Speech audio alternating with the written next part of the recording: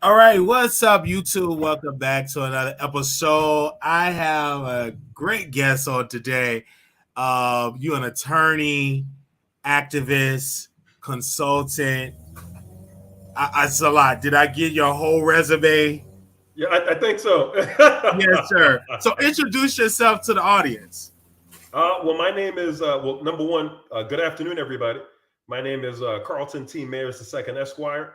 I'm a national public safety and policing reform and actually criminal justice reform expert and consultant.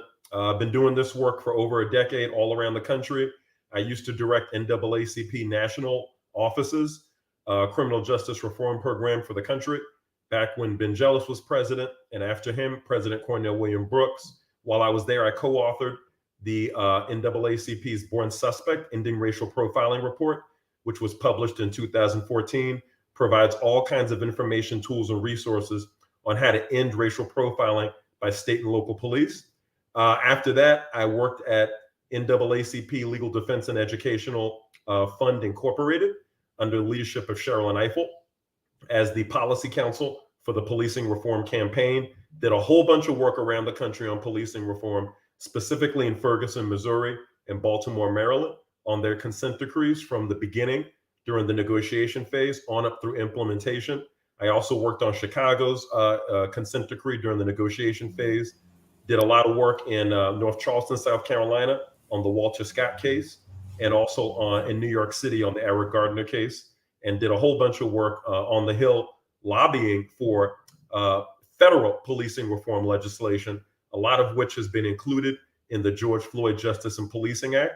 And I did a whole bunch of work with President Obama's administration on 21st Century Policing Task Force report recommendations and other White House initiatives. And so now at this point, what I do, and I've done other things besides that, but at this point, what I'm doing is I'm a consultant. I work with the key stakeholders of public safety in every community across the country, being community members, law enforcement, lawmakers, the local media, and private business. And I work with all of them on essentially breaking out of their silos and starting to talk to each other again about solving public safety challenges as one community to support public safety and ensure police accountability through more so proactive rather than reactive strategies. And in my opinion, the best way to do that, and this is what I advance through my consulting work, is by making sure that equity and inclusivity are a part of any kind of initiative and any kind of outcome that is a result of the initiative. So what does that mean? What that means is that the community members in every community who live, especially those who live in zip codes where there's high levels of crime and high levels of negative police interactions like racial profiling, excessive use of force, etc. Those community members especially need to be involved in, need to have knowledge of, and need to have substantive decision-making authority over all direct police-civilian interactions, which includes strategizing and deploying anti-crime initiatives like gun trafficking, drug trafficking, human trafficking, etc. But it also includes making sure that directly impacted people, which are the ones, like I said, coming out of those neighborhoods with both high crime and high negative police interactions, are involved in the hiring and promotions of law enforcement. They're involved in the training of law enforcement. They're involved in developing and modifying departmental policies within police departments. they're involved in the discipline, and most importantly, they're also involved in the data collection, analysis, and public reporting of law enforcement activities. And so I work with communities around the country and also lawmakers on the state and local level on drafting and passing into law legislation that would allow for this, and then also locally establishing and implementing programmatic initiatives and work that are going to advance equity and inclusivity when it comes to solving public safety challenges. Now, you are an attorney. What law did you specialize in? Civil rights. Civil rights. Mm-hmm. So when I had the pleasure of watching on another program, my first major question, one major legislation that you helped was the Safety Act, aka the Safety Act in Illinois.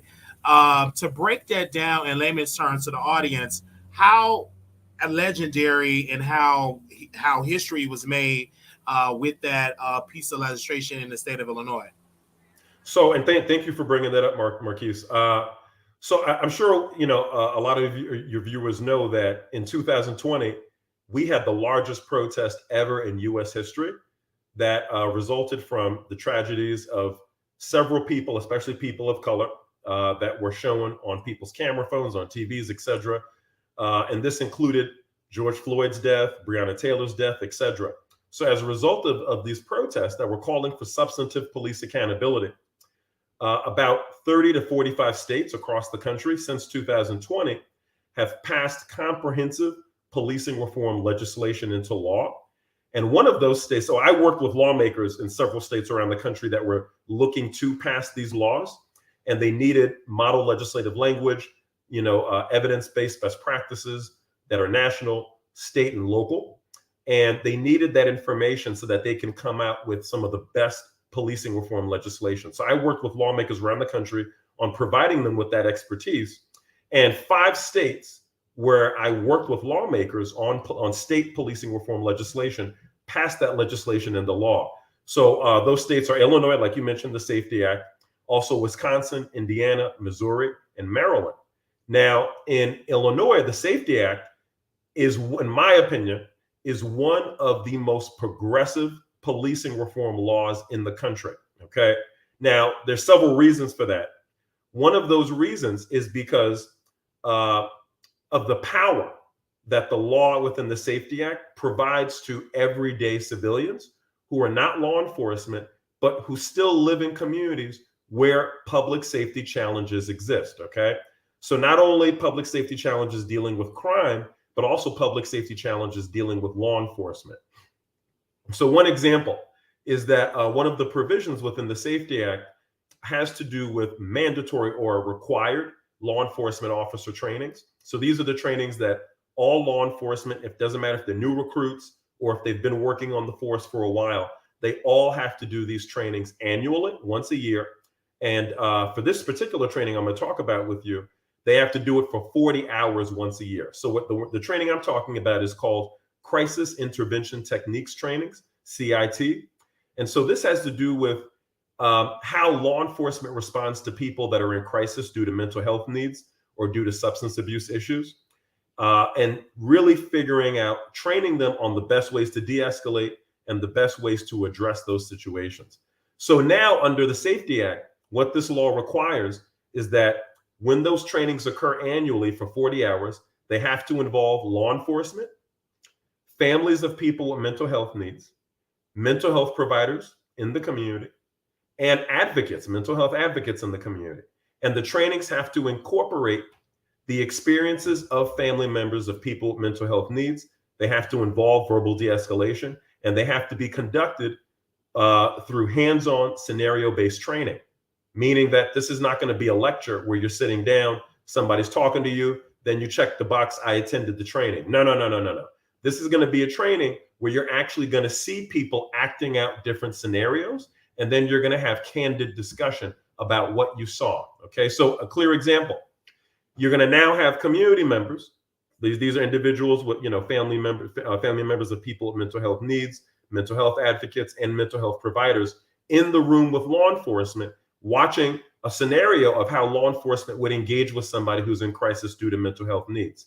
During this training, The family members can say, okay, I understand a lot better now why law enforcement engages in this practice. However, if you just change what you're doing in this small way, it won't come off as if you're targeting a specific group of people, right?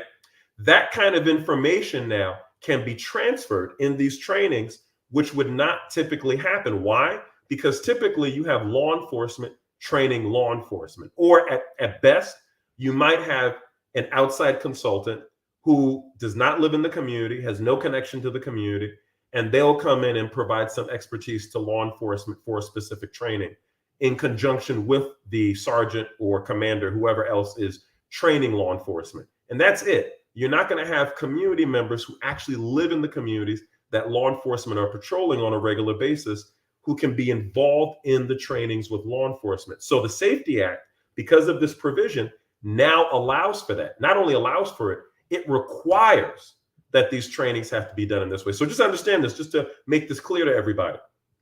Two major reasons why there's a big deal, okay? One major reason, this is the first state law ever in U.S. history that requires that individuals who do not have a background in law enforcement have to participate in a required law enforcement training, okay? That's a training that all law enforcement have to go through. Now, community members who do not have a police background have to participate in that training. That's a big deal when we're talking about, especially since the Tyree Nichols incident, etc. How can we change law enforcement trainings so that way we can change law enforcement culture? In my opinion, one way to do that is to bring community members in to the internal operations of law enforcement, for instance, their trainings, right? So that way now you have community members and law enforcement training together instead of just law enforcement training together. So what does that mean? That means that now you have different lived experiences, different perspectives, different perceptions of reality that are now going to be in the training together, talking to each other about one particular scenario or different scenarios related to somebody in crisis. How do we think as a community, which includes law enforcement, how do we all think this kind of situation for our particular community should be handled? Okay, that's a big deal. Now, the second reason why there's a big deal is because typically those stakeholders, being law enforcement, mental health providers, advocates, and family members of people with mental health needs, they typically come together after there's been an incident where somebody who's in crisis was killed or severely injured from law enforcement, right? It's more of a reactive rather than a proactive response, right? Essentially what this training is doing is it's saying, well, since all of you are going to have to be in this training, that means that you're essentially proactively, more so than reactively, strategizing how we as a community think that these kinds of in-crisis situations should be handled. So in other words, that means, should we have an unarmed mental health professional be the one who engages with somebody who's in crisis? Or should it be an armed law enforcement officer who's trained in crisis intervention techniques engaging with somebody? Or should it be both of them together, what they call a co-responder approach? Or should it be like what they're doing in Chula Vista, California, and other cities, where you have an unmanned drone, a robot that would engage with you before an officer or a mental health professional would? And then that robot would do an assessment on if you do need an unarmed professional or an armed law enforcement, or maybe you don't need anybody, right? And so these are the kind of questions that are right now being discussed in several local communities all around the country ever since the 2020 protests, okay?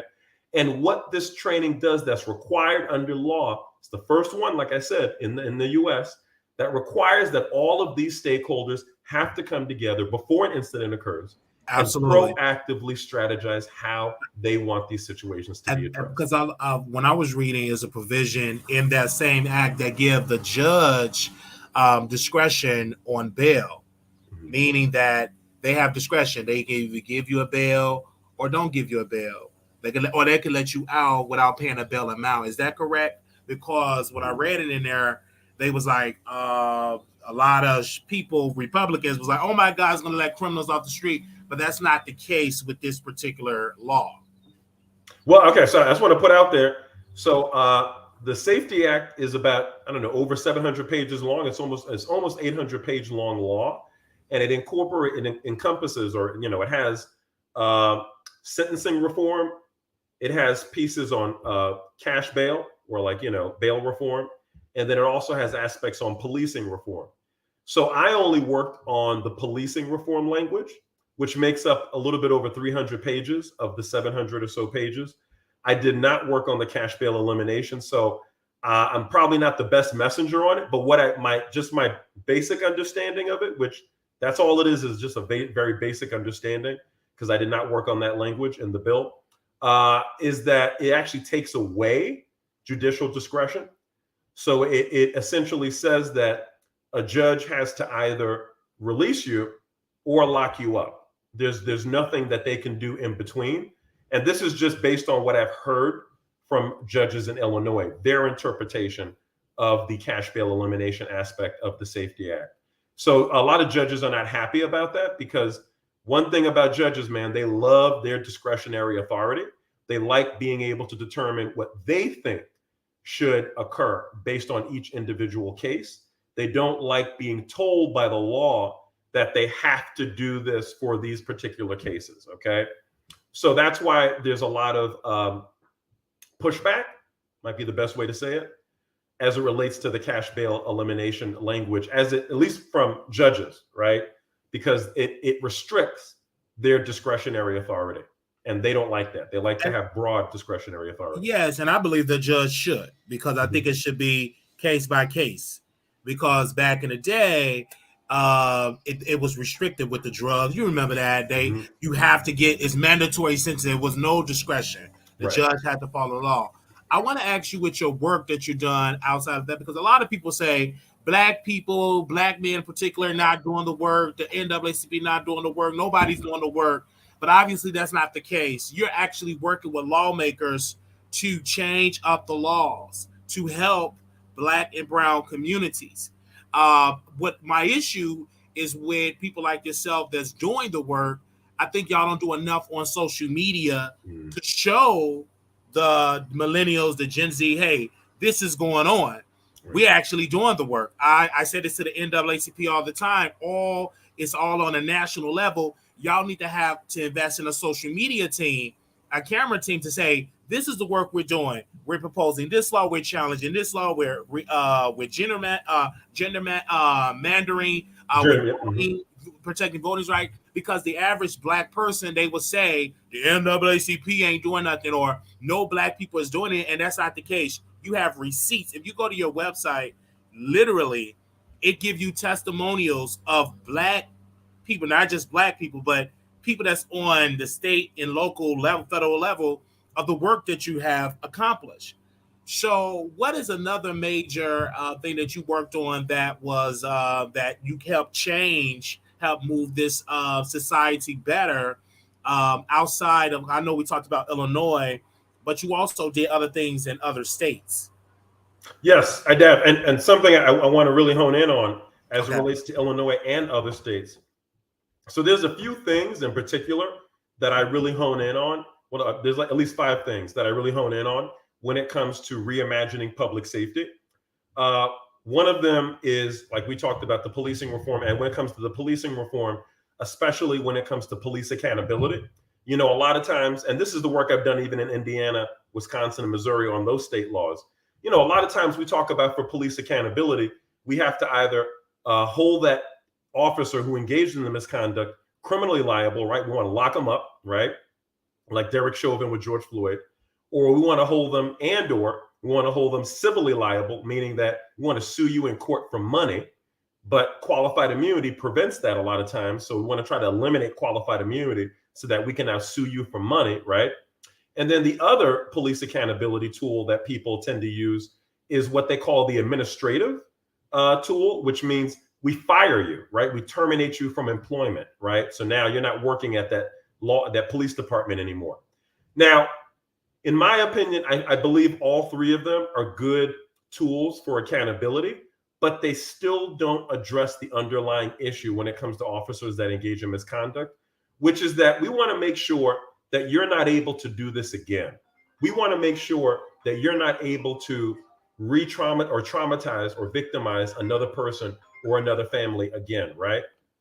And so, in my opinion, you're not going to be able to do that by locking somebody up. You're not going to be able to do that by taking away their money or by firing them, right? Because we've seen already, especially when it comes to the firing, like with Breonna Taylor's case, that officer that killed her, he was fired from the Louisville Metropolitan Police Department and then hired at a sheriff's office, which is right next door to the Louisville Metropolitan Police Department. So there's a good chance now that he might engage with Breonna Taylor's mother, right? He might pull her over for a traffic stop sometime, okay? Imagine being her, having to deal with this guy who you know killed your daughter, okay? So it's just, that's not real accountability. That's just temporary accountability, right? Oh, we fired you. Okay, get another job, right? Oh, we locked you up. Okay, I got out, right? Like that officer, the one that killed Dante Wright a little bit, like about a little bit over a year ago, a couple of years ago. She only spent, I think, maybe a little bit over a year in jail for killing somebody, all right? If it was the other way around and it was a civilian killing a civilian, you're not going to spend just a year in jail for that, okay? And she will probably be able to, if she wants, to become a police officer at another police department, all right? The same thing when we're talking about civil liability. You could take money from an officer, and guess what? They could still get a job at another police department, if not get their job back or keep their job at their current employment. What I'm trying to say is this. If we want true police accountability, the best way to do it, in addition to what I just mentioned, is to make sure you take away the license of police officers. Now, when I say license, some people refer to it as a certification, or taking away the license as a decertification, or revoking their license. Now, why is this important? It's important because a license is what gives every police officer in every state, that's what gives them the ability to arrest you as a police officer and use force on you. If it's lethal force or less lethal, like a taser, or non-lethal, like using their hands on you, as they are able to do that and receive the protections under the law, the protections under the police union contract. Why? Because they have that license. Once you take away that license, if they try to arrest you, if they try to use any kind of force on you, they do not have the protections under the law and under police union contract. What they do have, though, is the same thing that you and I have: the regular law for a civilian doing a civilian arrest, the regular law for a civilian claiming self-defense. So that's a much lower standard, right, than it is for law enforcement, where with them, you have to prove a whole lot to show that they're guilty, if they use force or if they arrest you and you're trying to say it's a wrongful arrest. It's a much lower standard to show that somebody who's a civilian engaged in a wrongful arrest or unreasonably use force on you, right? Or even you unreasonably use force on somebody else. So just understand, once you take away that license, you take away all of those protections and privileges that somebody has as a police officer. So for me, something I've worked on with a lot of state lawmakers and local, and especially with like local police chiefs, etc., is making sure that, number one, we strengthen or we establish, if not already on the books, and if already on the books, we strengthen, okay, the decertification law. Pretty much every state at this point, since 2020, has a state law on the books that provides for law enforcement to be able to, number one, get their license, get their certification, right, to do all these tests and exams for fitness, psychological evaluation. You get to actually go through the academy, all of this stuff. You get your certification. Now you get all those protections and privileges. But then also to have a law that the same law will take away those privileges by taking away their certification, decertifying them. So I've been working with a lot of lawmakers, including in Illinois, on either establishing or strengthening those laws to make sure that, officers that engage in all kinds of misconduct, like in Illinois, before the Safety Act passed, the only way that an officer could be eligible to lose their license to be decertified was if they engaged in certain felonies, okay? So if you engaged in certain, not all felonies, certain felonies under the state of Illinois, then they could take away your license. Now, since the Safety Act passed, because of the work myself and others did with Illinois Legislative Black Caucus and other government officials in Illinois, now in Illinois, an officer can lose their license if they've engaged in any felony. It doesn't matter how severe or how minor the felony is. If you have been charged with it, you've been convicted of it, you've pled guilty to it, then, or you've pled nolo contender, meaning that I'm not going to say if I'm guilty or not guilty. If you've done any of that, you can lose your license in the state of Illinois. You can also lose your license in the state of Illinois if the same thing applies to certain misdemeanors, specifically violent misdemeanors and sexual misdemeanors. If you've done that and you're a police officer in the state of Illinois, boom, we're taking away your license. And even more importantly, in the state of Illinois, now that the Safety Act is passed, even if you engage in activity that's not criminal in nature, but is still considered unethical, like let's say you deactivate your body-worn camera. That happens quite a bit, doesn't it? Let's say you use excessive force. That happens as well. Let's say that you lie on a police report. That's not necessarily criminal action in nature, but it is can still be considered unethical. Okay. That can also make you eligible to lose your license in the state of Illinois. That is a big deal. Okay. Absolutely. Essentially, we've made the tent, or actually the net, a lot wider and bigger. So now we can capture more law enforcement officers in the state of Illinois who are engaging in misconduct. And that means that they can now lose that license. That means that you cannot have those protections and privileges that law enforcement have. That means that you cannot transfer from one law enforcement agency to another anytime you're being investigated for misconduct, meaning that you're just traveling from one to the other, wandering around, engaging in misconduct, and not being held accountable. Okay. That can't happen anymore if we take away your license. All right. Now understand, this is what happened with the officers who killed Eric Gardner and who killed Mike Brown. Both of them were wandering officers who had a history of engaging in misconduct prior to ending up at the police departments where they were when they killed Eric Gardner and Mike Brown. So in other words, if we had, like, let's say the Safety Act in law in New York State, in law in Missouri, before Mike Brown and Eric Gardner had died, and these officers had been engaging in misconduct before that, that means they would have been flagged, they would have been decertified, they would not have been able to transfer to other agencies, and they would have lost their protections and privileges as a police officer in New York State and in Missouri. In other words, Mike Brown and Eric Gardner probably would still be alive today. So that's the importance of decertification. And that's one of the major things that I focus on through my consulting when I'm working with state lawmakers. And then on the local level, making sure that anytime an officer engages in misconduct, like let's say the Tyree Nichols case that happened this year in Memphis, and even last year, Patrick Leoya, who was also gunned down by police. He was killed by police as a result of a traffic stop. Okay. This was in Grand Rapids, Michigan. Even in those cases, I work with local community members to say to them, listen, don't only call for the identity of the officer. Don't only call for the firing, the termination of the officer. Don't only call for criminal charges against the officer. Don't only call to have qualified immunity not apply and hold that officer civilly liable so you can get money from them. Don't only do that, okay? You should also, and most importantly, you need to make sure you tell that police chief, you need to make sure that you tell that sheriff, we want you to decertify this officer. We want you to get in touch with the state entity who's responsible for certifying and for decertifying all law enforcement. And we want you to let them know about this case so that they can investigate it and begin the decertification process. So that way, this officer will not be able to victimize or traumatize anybody else in this community or in any other community. Okay?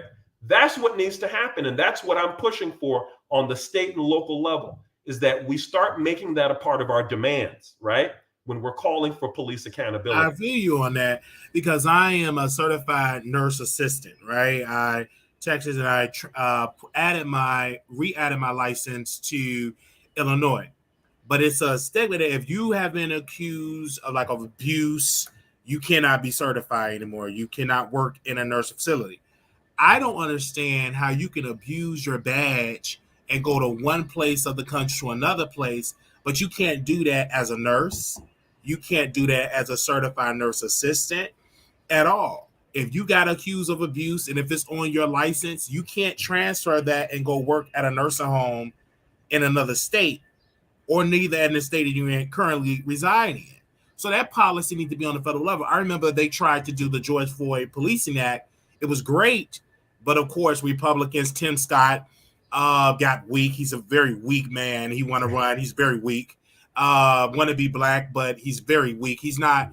It's some good, strong black Republicans. Just read your history. He's just not one of them. And I feel like that policy needs to be on the federal level, because you got southern states that's not going to comply, not going to do it. Texas not going to do it. Florida definitely not going to do it. Louisiana, and some even northern states not going to do it because they are in bed with the police union. So yes, we need federal intervention as well.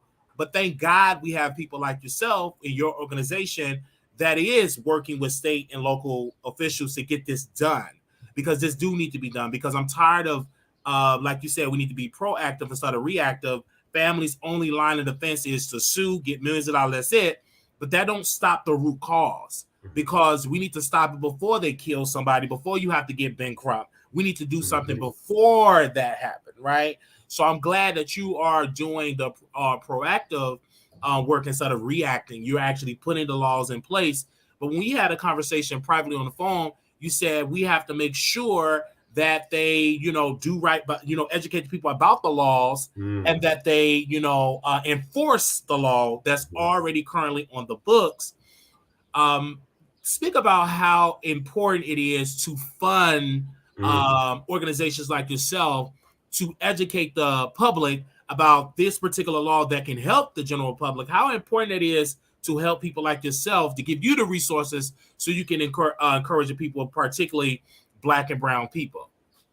No, it's of the utmost importance. And so you remember I said earlier, there's been anywhere from like 30 to 45 states, I believe, that have passed comprehensive policing reform legislation into law.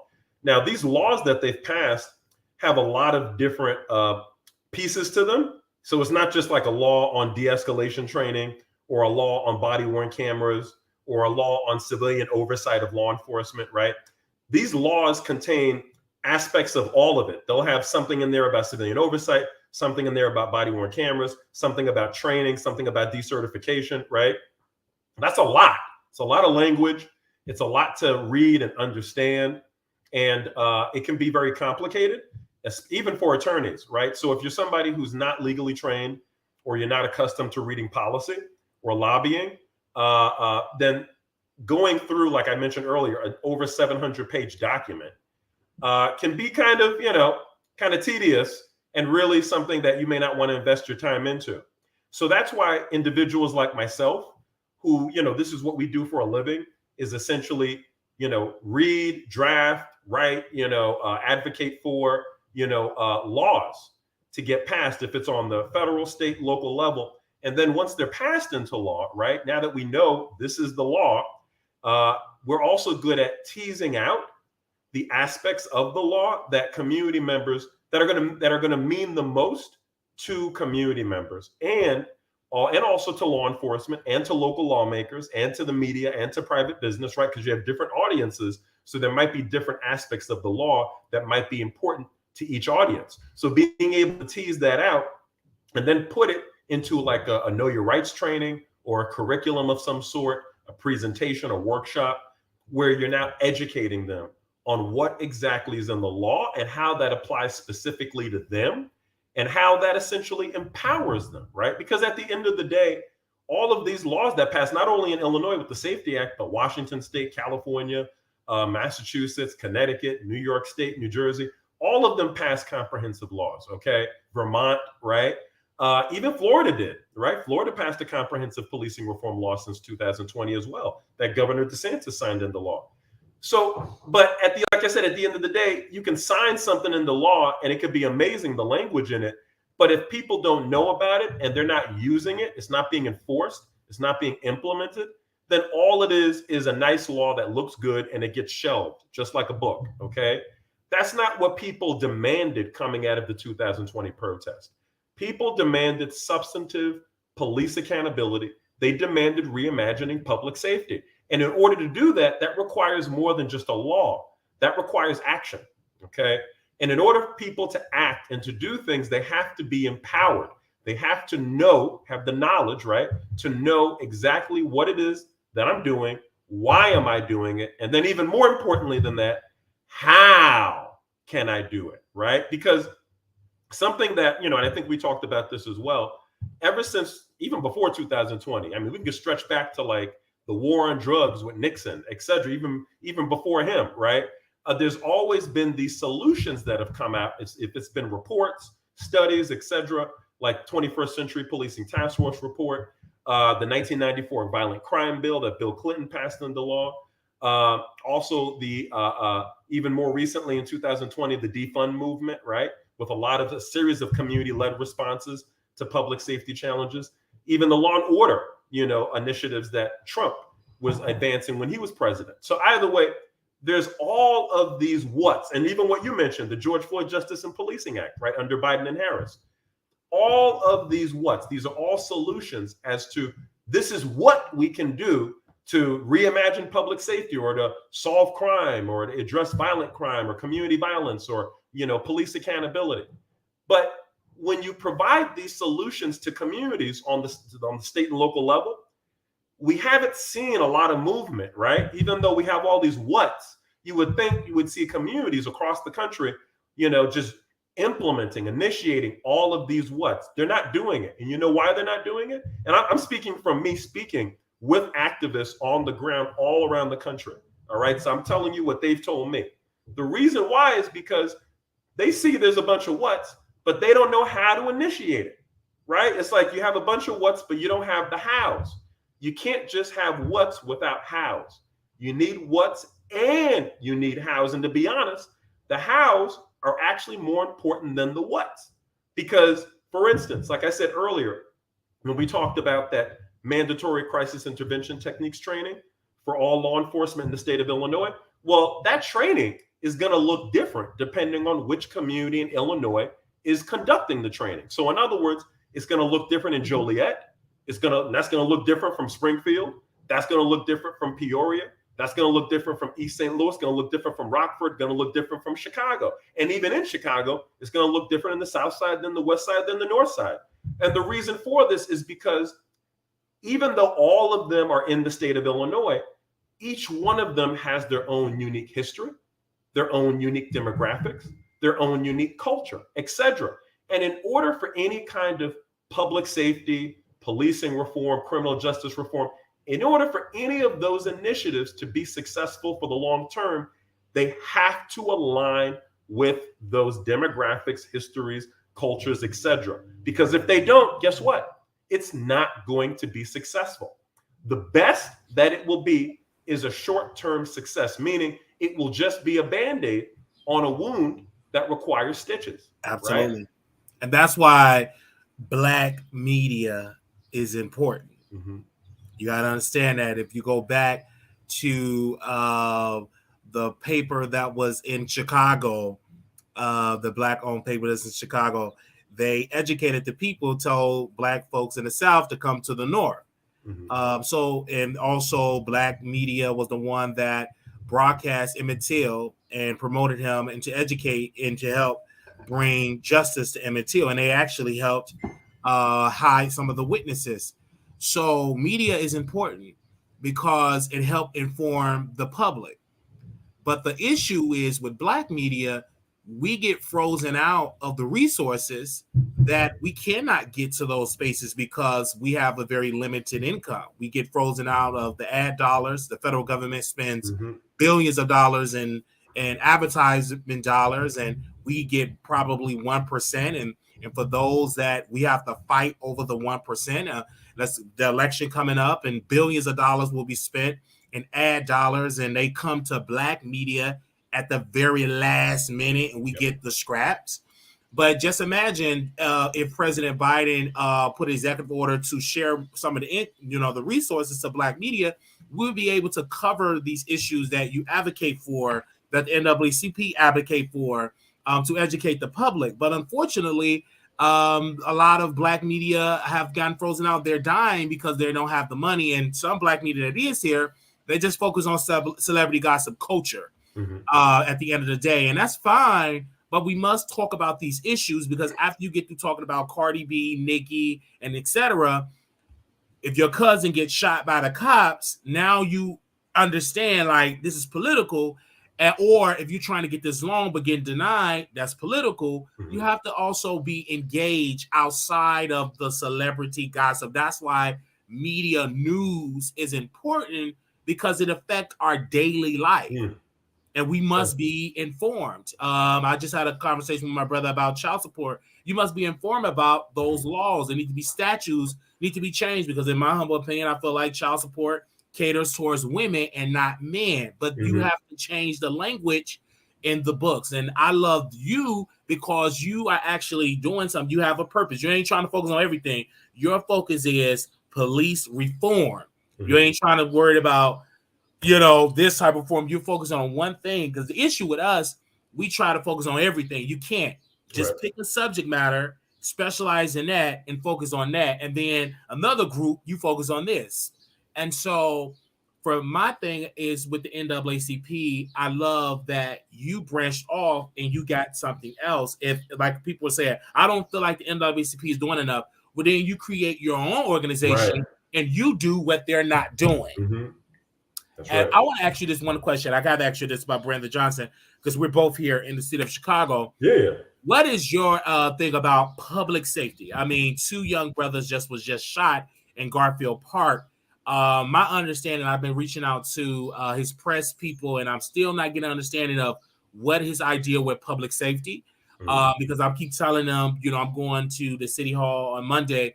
Because it got to be an economic message. Because you can't keep talking about public safety without giving public dollars to help combat poverty. And that's so much with credit, financial literacy. Once somebody is liberated financially, they won't be worried about committing crime.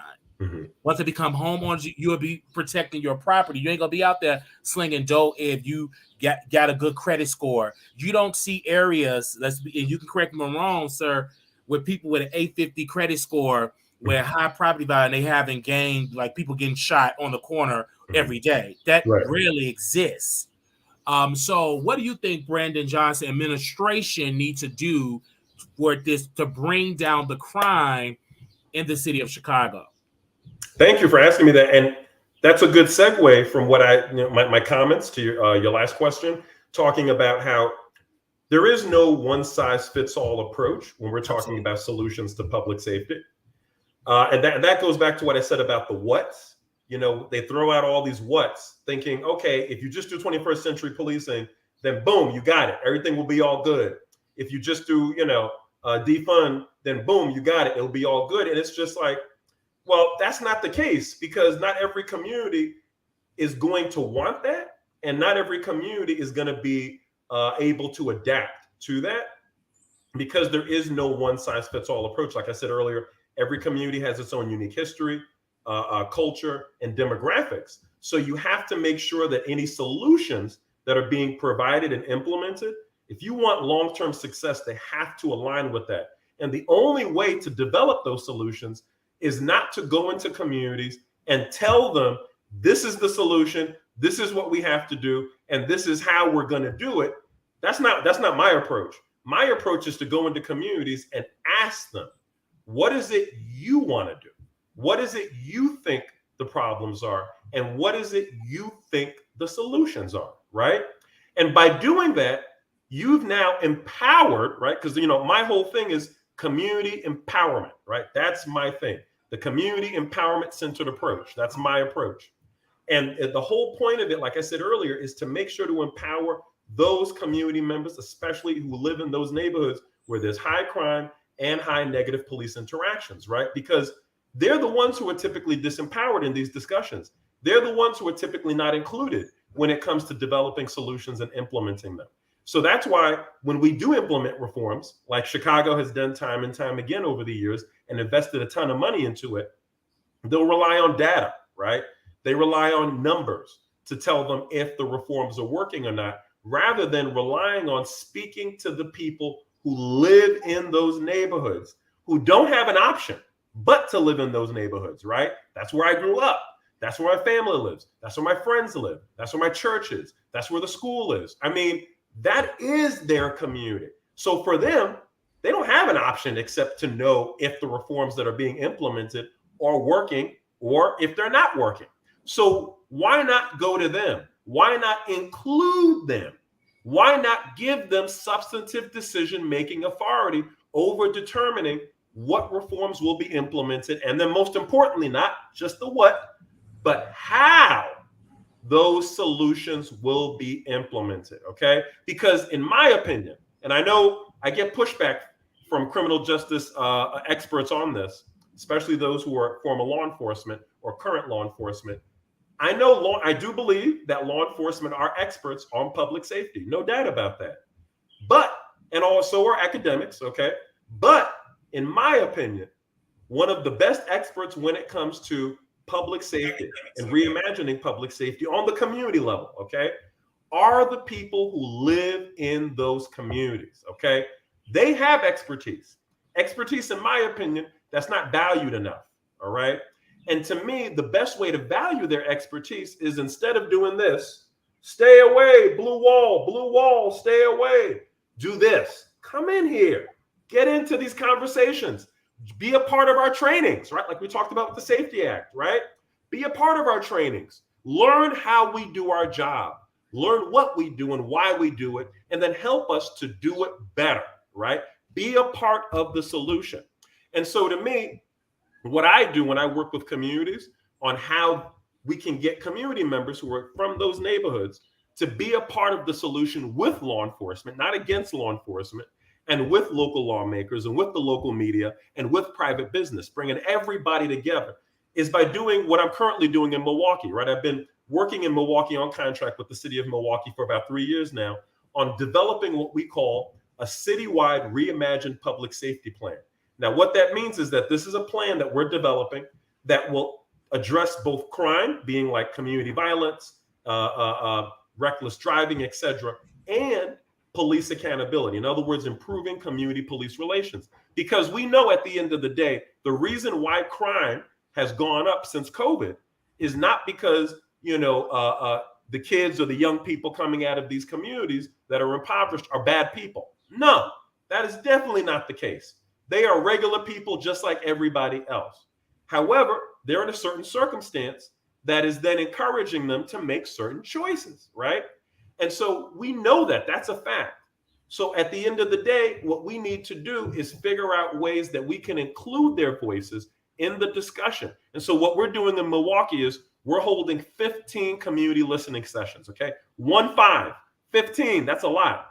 We're doing one per month for 4 hours. One Saturday a month, let me say it like that, for 4 hours, where I co-facilitate all those meetings with a local facilitator, right? And what we do essentially is we invite the community members to come out with law enforcement, with lawmakers, with the local media, and with private business, all in the same room together. And this is on a local level. Understand that Milwaukee has 15 aldermanic districts. So we're doing one of these community listening sessions per district. We're doing very local, okay? Very local, because like I said earlier, there is no one size fits all approach. You have to capture all of this information on a local level to really know what these issues are, because every zip code can have their own unique public safety challenges, which means that they also need their own unique public safety solutions. So we're holding them by district to essentially find out from community members, absolutely, what do you think are the public safety challenges? And then what do you think are the public safety solutions? We're using technology like Mentimeter to be able to get that information in real time so everybody could see it on the board. And then we could talk about what is it we're seeing, what are the trends, what are the differences, and then what are the solutions. And then after that, once we capture all that information, we're going to draft up a report that'll be published early next year. And then after the report is published with findings and recommendations from each one of these 15 districts on the solutions and the challenges, then we're going to use that information to create and draft the plan. Now, that plan is going to be founded in my approach, the community empowerment centered approach, which means that it's going to have what I call the CAP method. That's C for community empowerment, A for accountability, and T for transparency. All right. I And want to that, ask you this mhm, about, because I've lived in Inglewood pretty much for over 20 years. mhm, And I've talked to hundreds of people in and out of the south side of Chicago. I'm going to just focus on Inglewood. We're emailing the alderman there, Stephanie A. Coleman, that represent Inglewood. mhm. The issue is, when I'm looking at the migrant, right? It's a crisis, correct? We can all agree on that. Right. And I see the city, without a doubt, they find millions of dollars. I was watching the press conference. I was there, and one of the gentlemen there, he said something that I housed 10 families. The organization housed 10 migrant families. Now we have a waiting list of hundreds of people that have been waiting and still don't have a place to stay. It have urgency for the issue. But when I'm getting into this, I'm like, well, Inglewood, particularly I'm gonna focus on that area, has been suffering for decades, and the leadership from City Hall on down, they're not like, oh my God, this is a public crisis, or let's do a press conference. Okay, let's house people that's homeless. They have not done that. And so if you can do that for people that are not citizens, that do not have any rights, you can do that for Black people that live in the area. And I'm going to say something so very controversial. I am the type of brother, I've been raised that you take care of home first. If you're not taking care of American citizens first, then we don't need to be taking care of other people that that's not even a citizen. I'm sorry, they're not the top priority. The top priority is Americans. And I'm going to be very focused on this. And the reason why I'm bringing up Black Americans in the city of Chicago is because they're housing them in Black areas. Mhm. And if you want to be there, so great, we'll put them with the white folks or put them with their people, with the Hispanic people that speak their language. They speak Spanish. Okay, put it with Spanish-speaking communities. Mhm. The Black people, they don't want them there. I talked to a lot of people. They don't want them in their neighborhood. Mhm. They think it's an insult that you don't want to have these schools for a community center, but yet you want to house migrants in already an area that is depriving of resources, depriving of grocery stores, but yet you're going to feed them good food. You're going to give them medical care free, paid by those same residents that live in areas like the South and the West Side. So that's why I'm so involved with my platform and actually going to City Hall and ask these questions. What are you going to do about the citizens that are here in the city? What are you doing about those homeless people? Because I remember I took a late flight and I came in O'Hare and I was shocked what I saw. Homeless people sleeping in the airport. Yep. So, but now, we have migrants. They're sleeping in the police station. One is pregnant. I understand that's a problem. But what about the Black people that is homeless, that's been homeless for a long time? Mm-hmm. What about them? What about that? So I'm really requiring this. I know people give me pushback with this. Oh, Wiley, give them time. I cannot afford to give them time because if you're homeless, you don't need time. You need immediate help. Mm-hmm. And this is why we must demand our leaders to do it. And the same thing with Mayor Adams in New York, because he have resistance of that as well. Black residents said, why are you bringing them in Black part of New York? Mm-hmm. Why not bringing them in the northern part? Because there are plenty empty spaces, mm-hmm.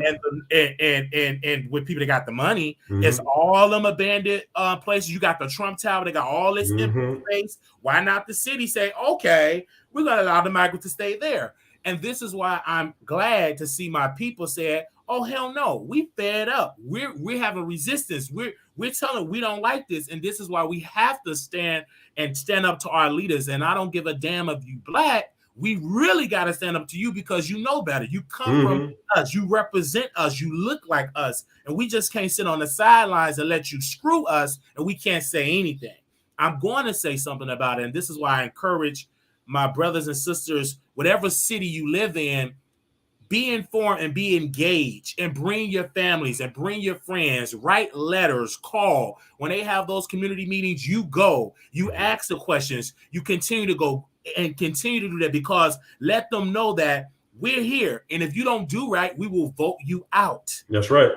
That's You right. understand what I'm saying? Mm-hmm. And so this is why it is so important for people like myself that is young, that do have a YouTube channel with 30-some thousand, that have an Instagram, a Twitter, a Snapchat, all of these entities. I'm not just going to talk about Cardi B and Nicki. I'm going to also talk about these issues that are going on, because mainstream media, they don't cover it like I'm covering it, because they don't give a damn about us, Black people. They don't care. They only talk about us, about crime. They're not going to do a breakdown of why the crime is there, or a solution, or do a town hall. They ain't going to do that.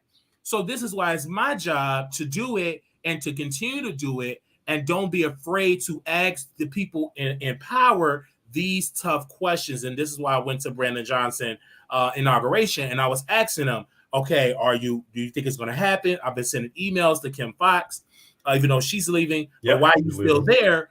What are you doing with people that are killing? What are you doing with that? What is your tough on crime approach? I understand you're a progressive, but to the average people, the elderly woman that got pushed out of her second floor window, she don't want to hear about being a progressive. She want justice, because you don't understand what I'm saying, because it's just like the Wild Wild West in certain parts of the South and West Side. You have people afraid to take the train.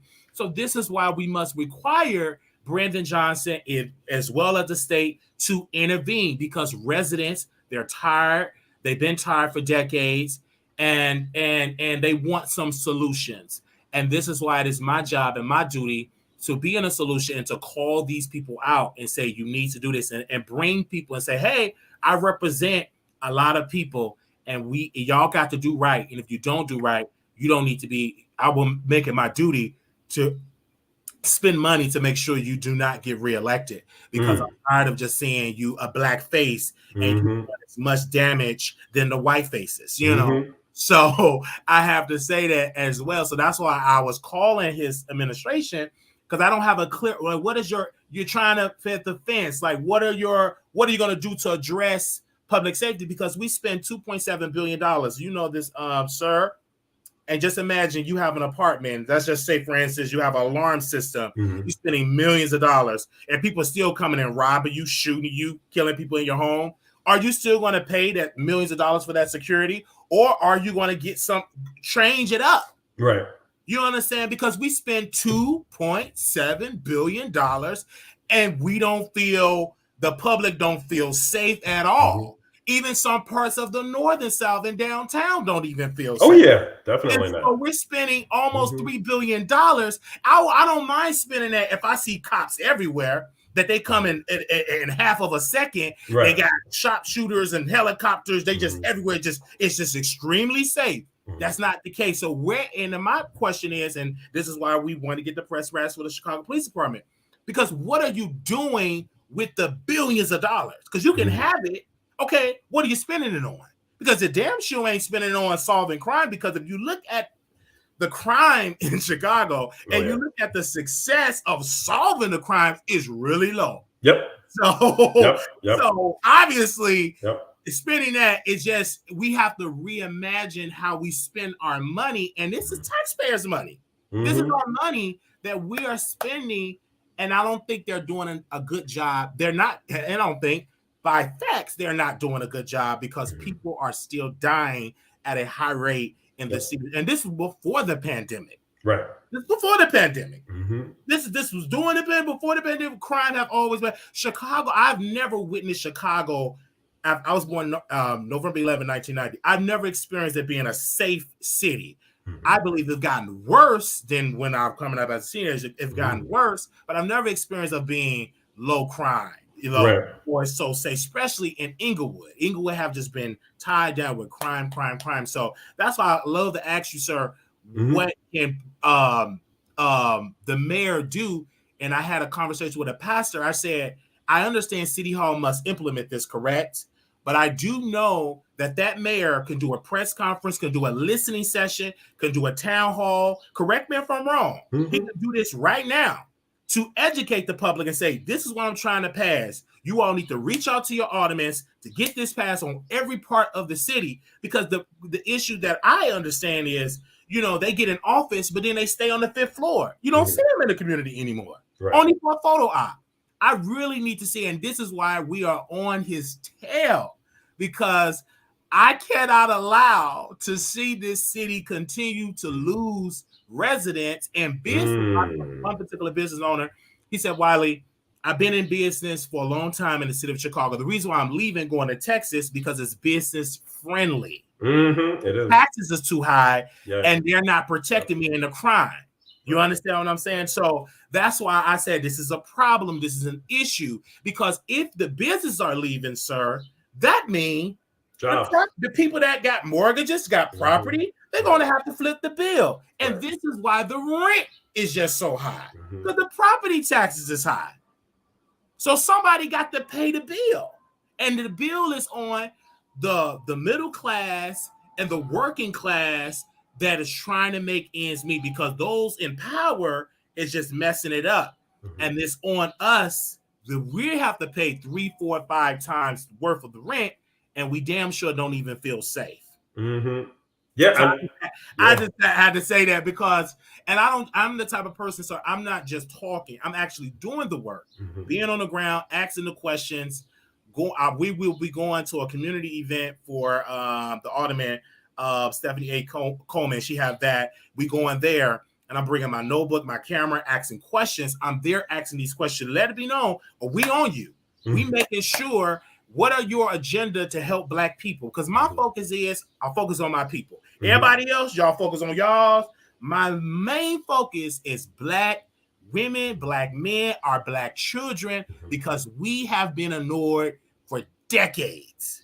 I'm not worried about no other body. I'm worried about my people, because we have been suffering for a long time, and we've been getting forgotten about for a long time. And this is why we must call them out.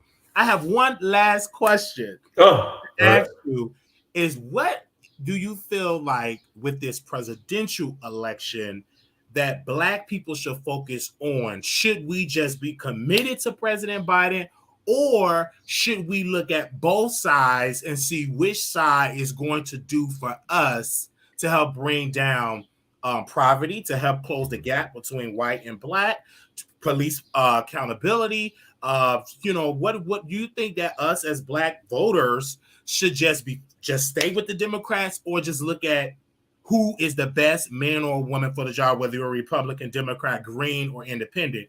Who do you think? What is your advice on that? Oh yeah, well, I also want to respond to what you just said. Okay, go ahead. Which is also going to wrap up what I was saying before about the plan. Because the thing is, once the plan is drafted after the report, then we're going to have it go into effect via ordinance, a local law. And that's the thing here, is that in order to make sure that initiatives that we want, solutions that we want to see, are actually in place for the long term, for long-term implementation and success, they have to be put into place via law, either a local ordinance, a state law, or a municipal charter, amendment to the municipal charter, which, you remember, they tried to do that in Minneapolis. After George Floyd, you remember they had that whole ballot initiative to get rid of their police department and bring in a new public safety, force.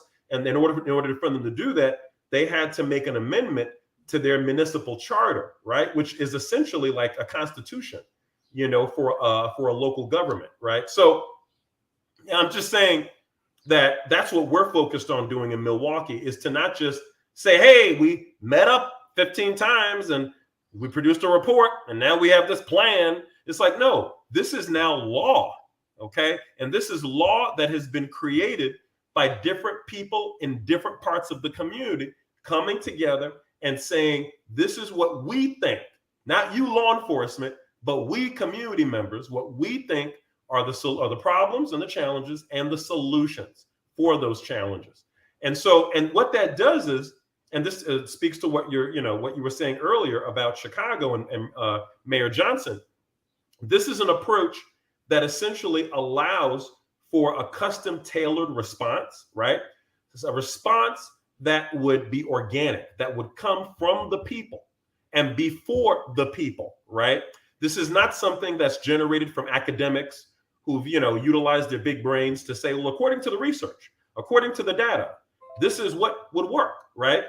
it's incorporating, that information. I think that information is important, but it's also making sure to incorporate, and most importantly, to value the ideas, the perspectives, the lived experiences of the people who live in these communities are going to and are also going to have to live with the reforms that are going to be implemented. Okay, so we want to make sure that we're being inclusive, and we're also ensuring equity, right? Equity meaning we are all here on the same page. We can all give our ideas on it, and it will be received and will be valued in the same way. Okay, that's what I'm talking about here, because in my opinion, that's something that Mayor Lightfoot was not good at doing. That's something that Mayor Rahm Emanuel was not good at doing. And so what I propose as a solution for the new mayor, Mayor Johnson, don't do what your predecessors did, right? Do better. And do better means, you can hire me, you can hit me up and say, Carlton, we need some help on how we can do what you're doing in Milwaukee, right? To try to bring that here, okay? Something like that, I could help out, and helping to not only provide solutions, but also most importantly, to provide a process, okay? A process on how we can have equity and inclusivity in every single community in Chicago, because Chicago is not just one big city. It is a city that is full of diverse communities, all right? And not all of them are Black. And even the ones that are Black, you have the Black community on the West Side, which is different than the Black community on the South Side, right? These are different communities, and you can't see them as being one city. They're a city of different communities, which means that you need to provide a process that allows for those different communities to be able to provide their input, to provide their lived experiences, and say, listen, this is what we're experiencing in Pilsen. This is what we're experiencing in Austin.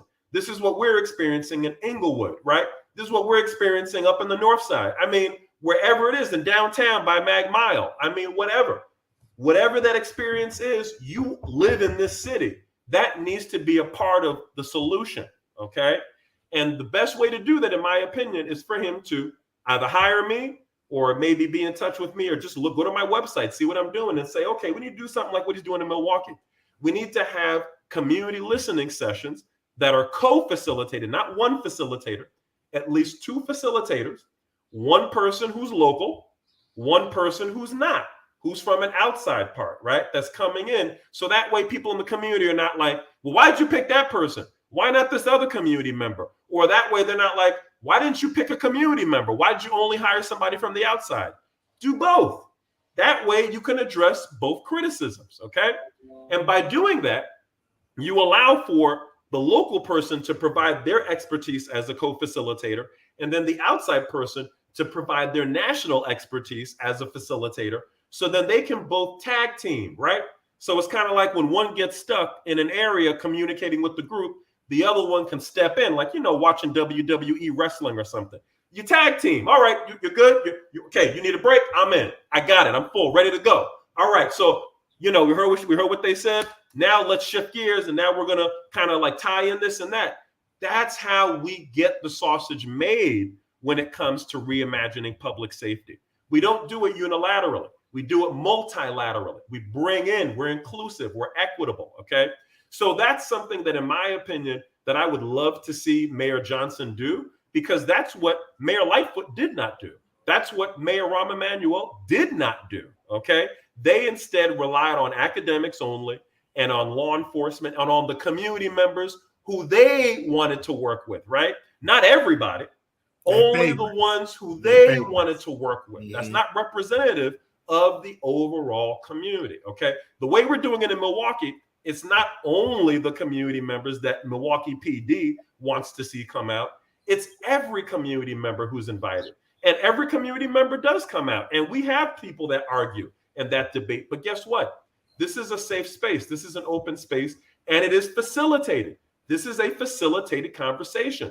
That's why I say having those two facilitators, one local, one outside, is so important to be able to address these very sensitive matters, okay? So in my opinion, that's how we do this, because ultimately, when you get all that information, you put it into a plan, and then you turn that plan into law, right? That means now you have to adhere to it, right? It's not a choice anymore. It's now the law. That's how we get things done, okay? Because the one thing that we've seen with a lot of these laws that have passed around the country, remember I said anywhere from 30 to 45, some of the best language, like Illinois is a clear example, some of the best language you will see for a state law and policing reform.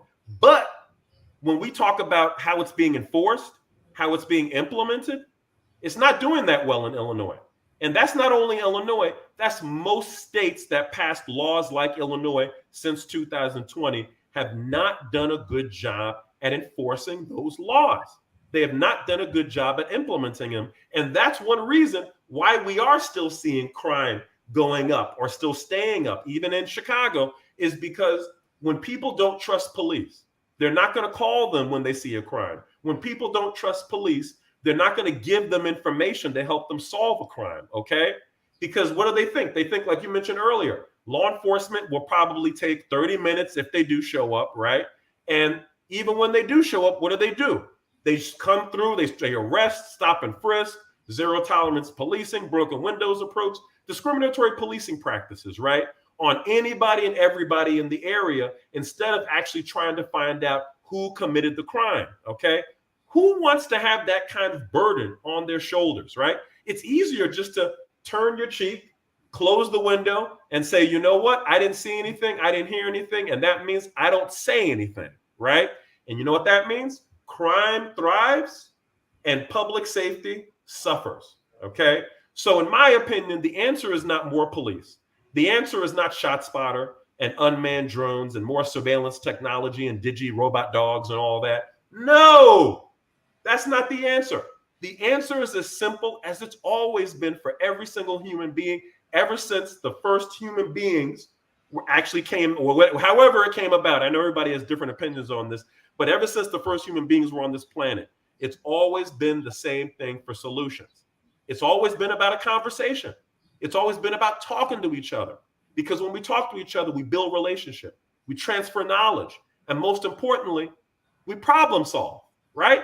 How do you think our ancestors survived back during prehistoric time with all these big dinosaurs and these cats that had these big, teeth and stuff? We didn't have that. We still don't have that. We survived with our brains and with our mouths and with our everything we have to be able to communicate with each other. So that way we were able to think and problem solve, right?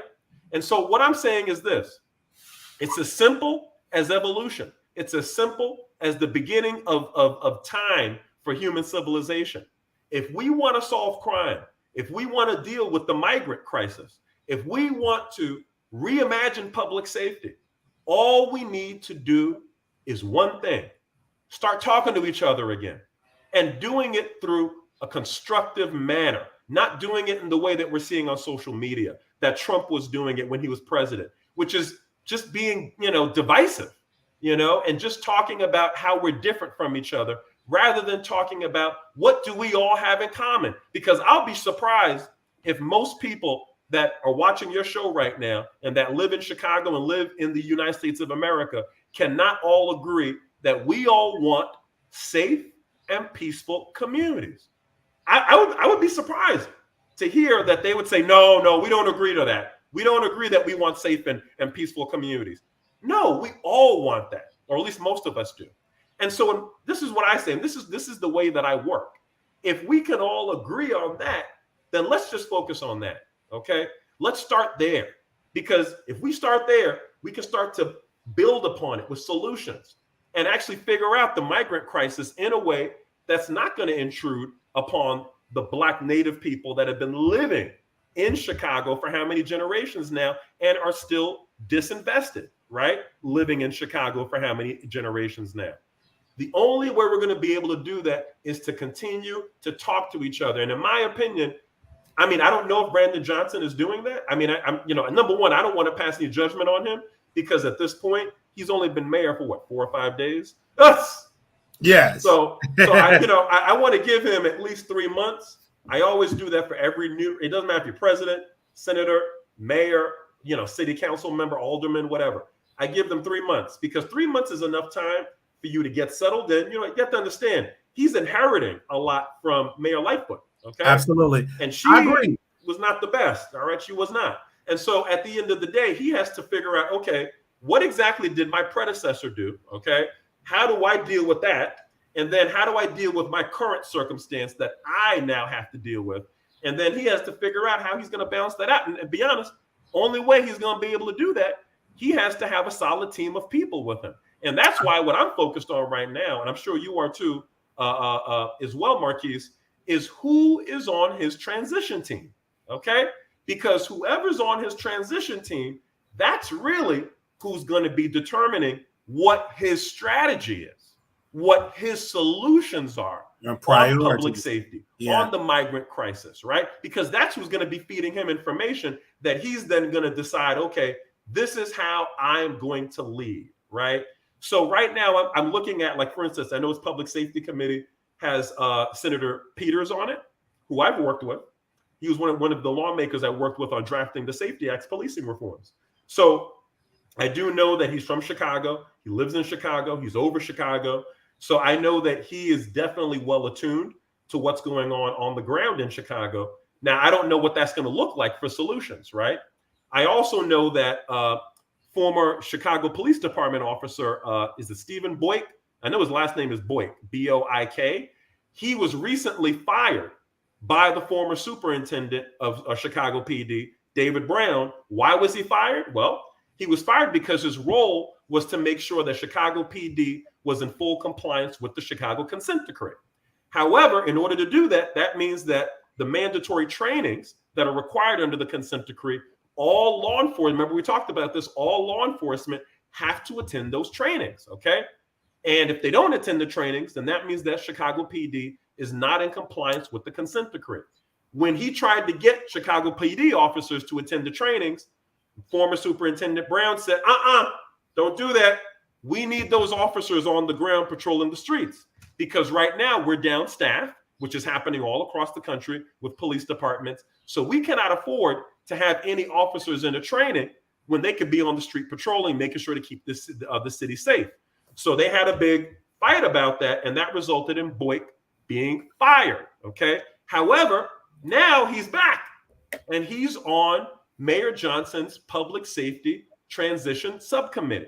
So understand, we have somebody who's really set on making sure that Chicago Police Department is in full compliance with the consent decree. He is also a part of Mayor Johnson's transition team, okay? So I'm just saying, I don't know how it's going to turn out, but thus far, hearing those two people being on the transition team, for me, I do feel positive about the direction that Mayor Johnson is going to go in, but I'm giving him 3 months. All right. I know, man, Marquise, you don't have to do 3 months. You can give him 1 week. But I'm saying you give it him 3 months. But baby, when you get into the power, when I look at Trump, Trump came in, signed the executive order. We don't want no Muslims.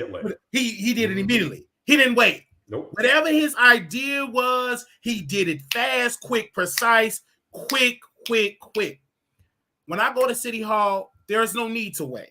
Right. People have been waiting for 30 plus years. They're tired of waiting. This is an immediate approach. When the migrant, immediately Brandon Johnson, our mayor, the mayor of Chicago, we didn't stress this issue. Let's meet the people. Okay, we're gonna house them in apartments. And he talked about the governor of Texas, and it was an immediate response. Well, Pookie and Ray and them, and just naming names for my audience so they understand. My cousins and some that are homeless, they're going through. They don't see them doing a press conference and giving them an apartment. It's plenty people that it's been waiting, and so we cannot wait. We've been waiting for a long time. Mm-hmm. It's time out for all that waiting. That's true. When you get in a power seat, when you're in the driver's seat, that means you have power and you must use it. Yep. And I don't think you can, because Trump, I look at him, when he got elected, he got in office, he immediately started whatever idea he had about Muslims, he put it in action. Mm-hmm. It was quick, fast. It was a disaster because the federal agencies, they didn't even know what to do because there was so much confusion. But he did it extremely fast, and Brandon Johnson can do it fast as well. and we must demand that he do it. And also he used his bully pulpit to do it. And this is why I'm going to require that he do it, because I'm going to go back to my platform and let the people know what is he doing and what he's not doing. And also the people in all 50 wards about what are they doing as well, the different committees, et cetera, because they need to understand, because for a long time, people don't attend these processes. They're on the outside complaining and not on the inside. You need to be on the outside, and then you need to be on the inside. The outside folks need to communicate with the inside folks. They did the same strategy in the civil rights. They had people that was on the inside, and they also had outside agitation. That same thing works, and it works in 2023. Now we have Google, Instagram, Facebook, YouTube. You don't just need mainstream media anymore. You have it's your cell phone right now. So if you have people that's on the inside and then you on the outside, you are unstoppable. And this is why I have to go on the inside or back on the outside and break it down for the average person so they can understand what is going on. And this is why I get their permission. Hey, can I ask you a question? I don't play no games. I ask you these very tough, direct questions so I can go back to my audience and let them know this is what they're saying. This is the update. This is the number. This is the point of action that we need to do. And so I believe that we need to do more of that, because again, if we want things off the table, we have to demand. We didn't do that with President Obama. Some of us, we just was celebrating. We was at the inauguration march. LGBT community got some off the table. Many people were just getting some off the table. And one of the complaints from Black people, they said we didn't get enough because we required that he do it. And because he was the first Black president, but he was the 44th president. Brandon Johnson is a Black mayor, but he's not the first Black mayor. Neither is he's the first mayor of the city of Chicago. He's the 56th mayor. So that comes with a requirement, because Lori Lightfoot, the reason why I believe she didn't do nothing, and because we didn't stay on her behind to do it, and I didn't do it. But I said, okay, I'm getting all these complaints from residents in the city. I said, I gotta come back, and that's why I immediately came back, brought my cell phone, took my notes, got and just talking to people, everybody that I can find. Some people didn't even want to talk to me but guess what? We will continue to send emails. We will continue to be on everywhere you go. You will see me, because I got to ask you these questions, and I got to see what are you doing to help change the people in the city of Chicago, because in order to attract investment, he got to tackle public safety. Because if the crime is high, I'm not going to want to bring my company to a crime-infested neighborhood. Nope. I'm sorry. And then the taxes, that's on the state level. The taxes is just through the roof. I'm not going to want to bring my company, Wiley Enterprise, with 20,000 employees, and then the taxes is through the roof, because I want to make a profit. Every business owner that's in business, you want to make a profit. So you're going to go where you can get the maximum profit. You're not going to go where you at a loss, you're in the red. That's bad business. So the state level has to do a better job, because their taxes is just ridiculous. And they penalize people that are business owners. They penalize people that want to be, they penalize people that want to do good. And that's why they're flooding to the South. I couldn't believe they are. You're right. They're flooding to the South. They're abandoning Chicago and say, you know what? I'm going to Texas, California. They're flooding to Texas, because what you can get, the type of space you can get in Texas. A little square box in California. The same in New York. So that these northern states, aka if you want to call it Democrat or whatever, these northern states got to do a better job, because they're losing. Because if you continue to lose residents and businesses, that's going to bankrupt your state. You're not going to be able to pay your bills. It's just the simple thing, because I don't, that's why Illinois, they were talking about Chicago, even though Chicago's the third largest city, but they lost so many residents. I think 80,000 in 2 years. They lost about almost 80,000. That's crazy. Or 80,000. And that trend probably is more than that for those that's just the people that got on the census and inquired. It's probably way worse than that. And it will continue to lose people, because who want to go and have a family in Chicago? You're going to get robbed, killed. It's just so much. Who want to do that? You're going to go where your children get to grow up and be productive citizens. You're not going to want to invest in crime-infested area. I'm trying to get an apartment, and in the good areas, you got to be very competitive, or you got to overbid and say, okay, it's $2,000. Okay, I would do $2,500. That's what a lot of people are doing right now. To get and it's plenty of apartments in Chicago, but in the safer areas, it's so competitive because everybody with a college that's making money want to be. That's where they want to move, and they want to pay top dollar. They want to pay top dollar. You go to Inglewood and get a nice apartment, way more space than up north. Better parking and not as congested, but you're gonna get. It's a possibility you're gonna get robbed, hijacked, or murdered. So that's why you're not rushing to move to the south or west side to some parts of it, even though it's some beautiful apartments. But you just don't want to put yourself or your family at risk by moving in those crime-infested neighborhoods.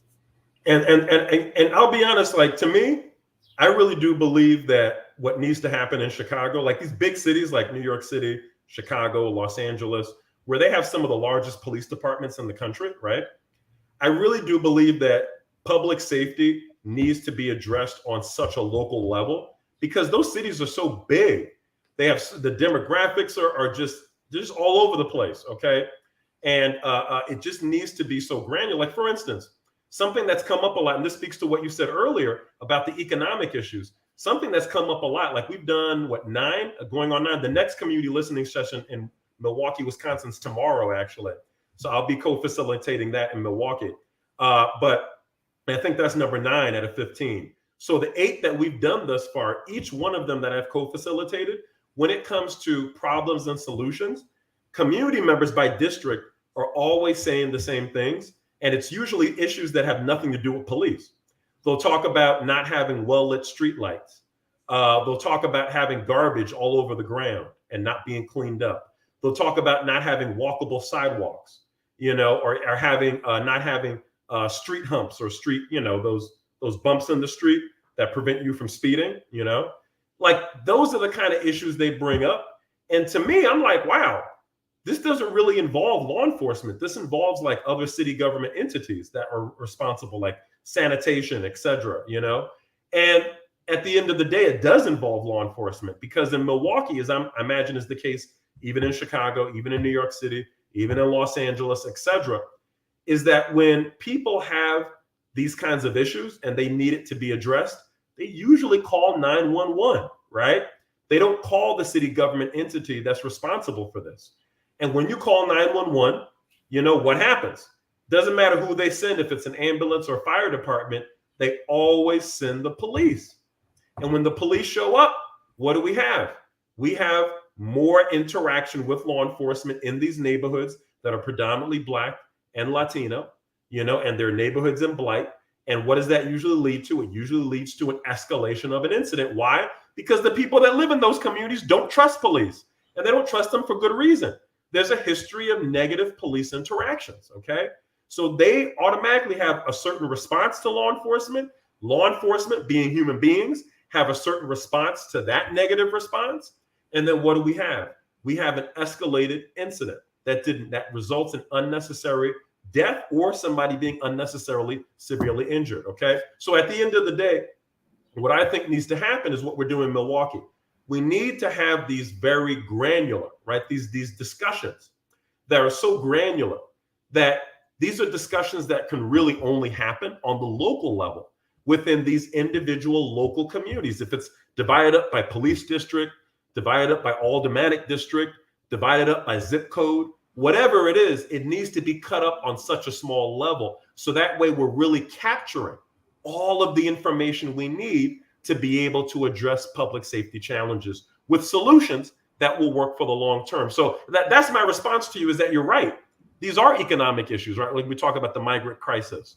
That does tie into the lack of investment into the communities that have been living there for generations. And that's why the people that live there feel a certain way about immigrants who are undocumented coming in and being given all of this investment, all of these resources that the people that have been living there for generations have been demanding, but not receiving, right? So how do we address that? How do we make sure that those voices that are disempowered are now empowered with equity and inclusivity? What kind of processes and mechanisms can we put in place to make sure that we're doing that? And in my opinion, those are the questions I pose to not only Mayor Johnson, but also to the people on his team. Okay. I know we tend to focus on one person, but we have to understand it's never one person. All right. It's never Biden. It's never Trump. It's never Lightfoot. It's never Rahm Emanuel. It's never going to just be Brandon Johnson. They have a team of people who work with them, just like Obama did, right? And those team of people, they rely on them to give them information to help them lead. Now, yeah, you're right. At the end of the day, them being the leader, they have the final say on what decisions they make. But we also have to understand they're getting that information from other people who they trust. And so for me, I don't only pose that question that I just asked to Brandon Johnson, the mayor, I also pose it to his team, right? Because the team, they're essentially going to be informing him on how he will lead. And the team is, his chief of staff, his other advisors, and the transition team. His transition team, that's right. Correct. So yeah. I'm glad you brought that to my. So after this live, I'm really going to focus in on his transition team, the list of the pictures of who they are, and really research them and what have they been doing, even to even get picked for that. So I'm glad that you brought it up because I didn't even think about the transition team. Now with the transition team, what is the time frame of them to work? Is it like 6 months? Is it like 8 months? What is the typical transition team? How long do they work with Brandon Johnson? So I'm going to put into your chat a link that Brandon Johnson posted on Twitter. And this literally has, it does a great job at laying out even pictures of everybody who's on his overall transition team and then on each of his subcommittee teams. Some of them we talked about the public safety. I just posted it. There's also immigration, which would tie into, the immigrant crisis. And so it's important to know who these people are because these are people that live in Chicago. They work in Chicago. And they're considered to be experts in their particular fields. And I imagine there's a lot of history, right, with each one of them in regards to who they know, how they came up in Chicago, so on and so forth. And I think that's going to really inform these questions. There you go. Thank you. So this is what Brandon Johnson posted on his Twitter account. This is his transition team, his committee. So these are the people that are going to be informing him on like public safety and on immigrant enforcement issues and immigrant rights issues, etc. Workers' rights and labor, immigration, economic vitality and equity. See public safety. There's Senator Peters on the right. Hold on. I'm gonna go back. Go ahead. Yeah, there's Senator Peters on the right. In the middle, you have Robert Boyk. That's who I talked about. Who used to work for CPD. And then there's Dr. Catherine Bocanegra. I know her husband, Eddie Bocanegra. He used to be the executive director of Ready Chicago, which is a gun violence intervention program in Chicago. So, already we have three people here, one who's Latino or Hispanic, one who's white, one who's Black. All of them are working together, coming in with different lived experiences to talk about and inform Mayor Johnson on public safety solutions. So I don't know how it's going to turn out, but I can definitely say it's a very diverse team, right? And these are all people that are experts for Chicago. And this is why I'm glad you gave me a homework assignment because you are a lawyer and I'm add on here. You are a teacher. Yes. Because now my focus is going to be on them as well because they're actually informing of their agenda. Because one of the focus on the section economics. So this is the team that's going to focus on the economic piece. Yes. Correct. This is what you talked about, right? Yes. The investment. Yes. Okay. Do you recognize any of those three people? There's two black people and one white guy. The lady, I think I saw her, Loretta. I saw her at I didn't even know who she was, but I did see her because she had a floor seat. Because she had a floor seat. But I don't recognize any of these people at all. But what I will do is really research. So on Monday, I will have a clear understanding of what they do and everything like that to really look at their social media posts and also look at what I can pull up on Google and what policy put in place. I'm interested in looking at, because you said you work with State Senator Robert. Yes, on the Safety Act. Yeah, on the Safety Act. So really look into what he have done on the state level of Illinois. So that is really, really great. It's just awesome. So I'm glad that because I saw this list, but I just went past it. But now that you said, okay, these are the people that that will inform him. And of course, he has to find a decision, but they have influence because they are the quote unquote experts. So thank you on that part. And the thing is, so these are his co-chairs, which is telling me that within each one of these subcommittees, there might be other people that are being invited, but these co-chairs will be the 3 leads of those subcommittees. So I don't know who's going to actually be on those subcommittees, but these are the people that are leading each of these. So like there's housing, which is also what you talked about. I don't know if you recognize any of these people. Jonathan Jones, I do recognize. I saw him on the media a couple of times. Saw him at a couple of events. So I do recognize him. Yes. Yeah. There's environmental justice, human rights, equity and inclusion, education and youth, which we also mentioned that. I don't know if you recognize any of them, but these are the people that essentially have been brought in to inform Mayor Johnson and his team, the ones that you mentioned earlier, like his chief of staff, deputy chief of staff. Okay, I know you know transportation. I know you know Cam Buckner because he ran for mayor.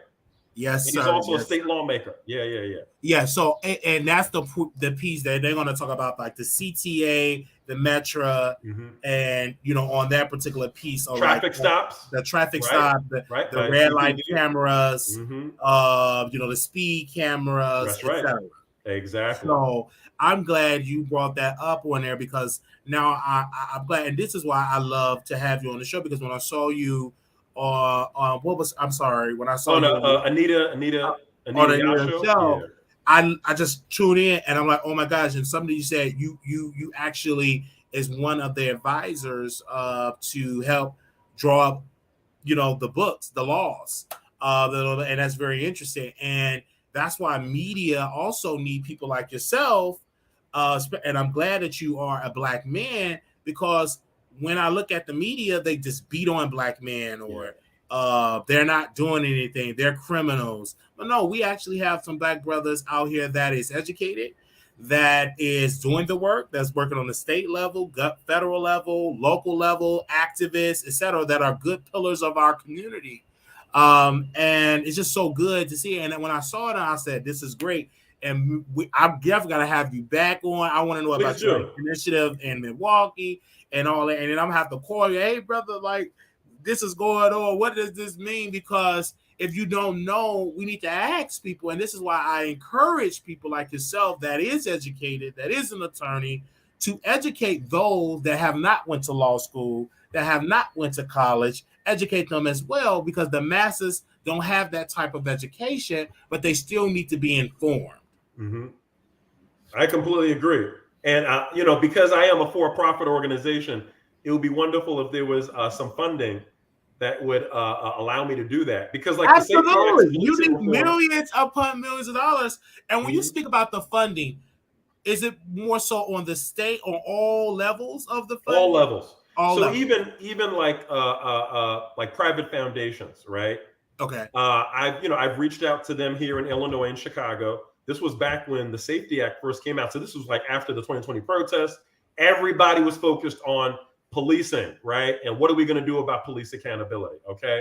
I reached out to them via email with all my information. I never heard back from any of them to just have a sit down conversation with me to talk about the work I've done with different states around, getting laws on the books, like related to decertification, related to police accountability, et cetera, and making sure that once those laws are passed, that I'm able to then put together PowerPoint presentations, do webinars, do in-person workshops where I'm educating not only community members, because don't forget, the community is not only community members, it's also law enforcement, it's also lawmakers, it's also the local media, it's also private business, okay? All of them need to be educated on what's in the laws.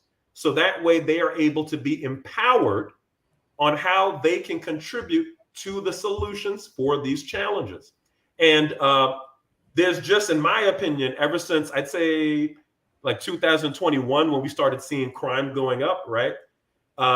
There's been a shift in focus away from educating people away from police accountability in general and away from educating people on what they could do to solve these problems. And I think there's been more focus on let's support our police.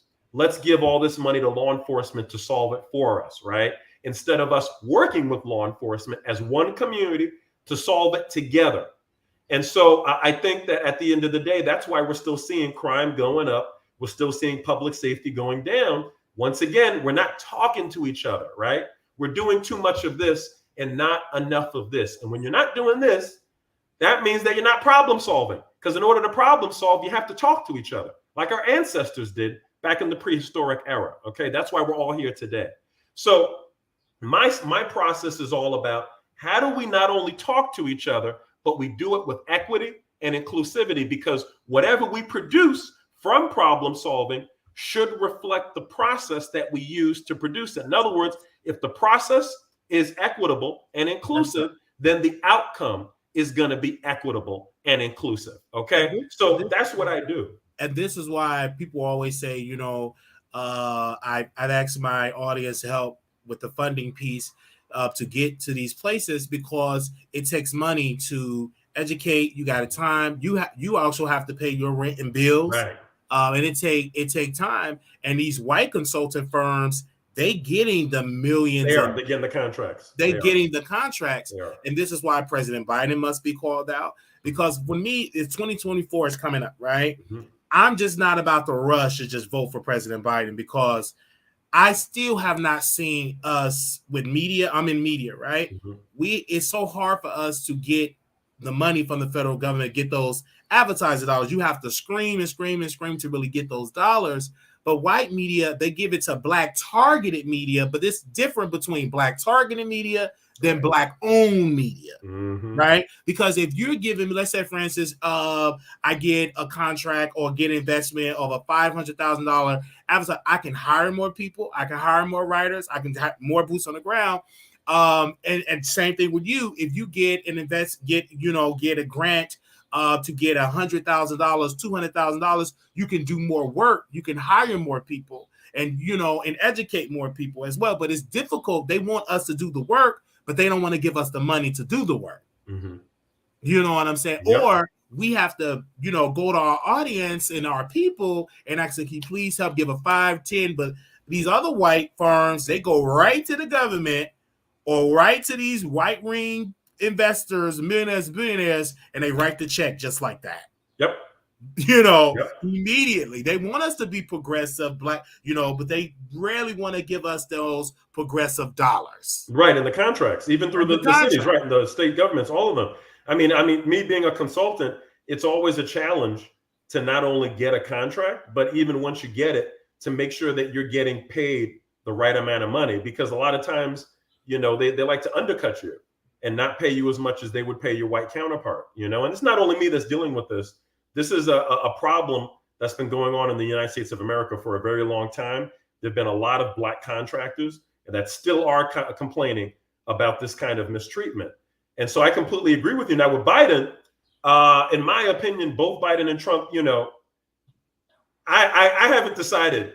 All right, let's just say that. And I'm actually looking forward to seeing if there's other candidates that throw in who have, in my opinion, more dynamic ideas for solutions and more dynamic ways of engaging with different kinds of populations in America. Because America's, like we talked about on the local level, to imagine on the country level, it's made up of several different kinds of demographics and lived experiences and cultures. And so, but like you said earlier, because of like technology, because of the internet, there's so many different ways and creative ways that we can engage people now that we were not able to do years ago. And I really do think that President Obama and Bernie Sanders, when he ran for president, I think both of them have given really good examples on how you can utilize those kinds of resources and tools. Actually, who else has done a really good job at it is AOC. Out of New York State, the Congresswoman AOC. Yeah, they really. She's done a phenomenal job at engaging young people when it comes to very complex issues or political issues. in a way that they get it and that they're engaged and they get passionate, and then they turn out, right? So, I mean, this is not like physics. This is not rocket science. This is doable, but you have to invest in it and you have to want to do it. Now, in my opinion, with both Biden and Trump, I don't know if that even matters, because I know that there's a lot of focus on their age, like right now. And like what would happen if they were to be president for another 4 years, right? Either one of them, because they both have been president at this point. Then that means now we're going to have somebody who's going to be, really, really old as president. And I think a lot of people have issues with that. Now, I'm not saying I do personally, but I just think a lot of people do in the United States of America.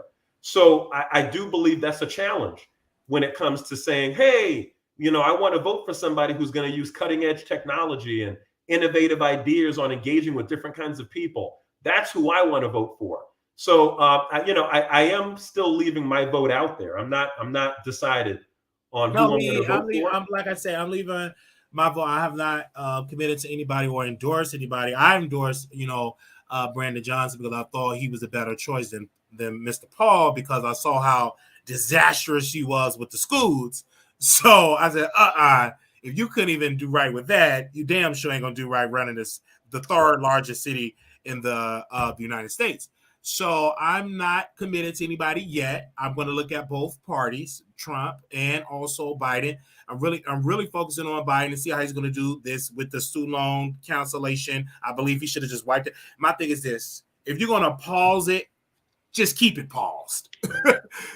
Because my thing is this: just on that piece, if they would just cancel today, student loan debt, just wipe it completely clean, I will only be in debt of $700 in debt. Wow.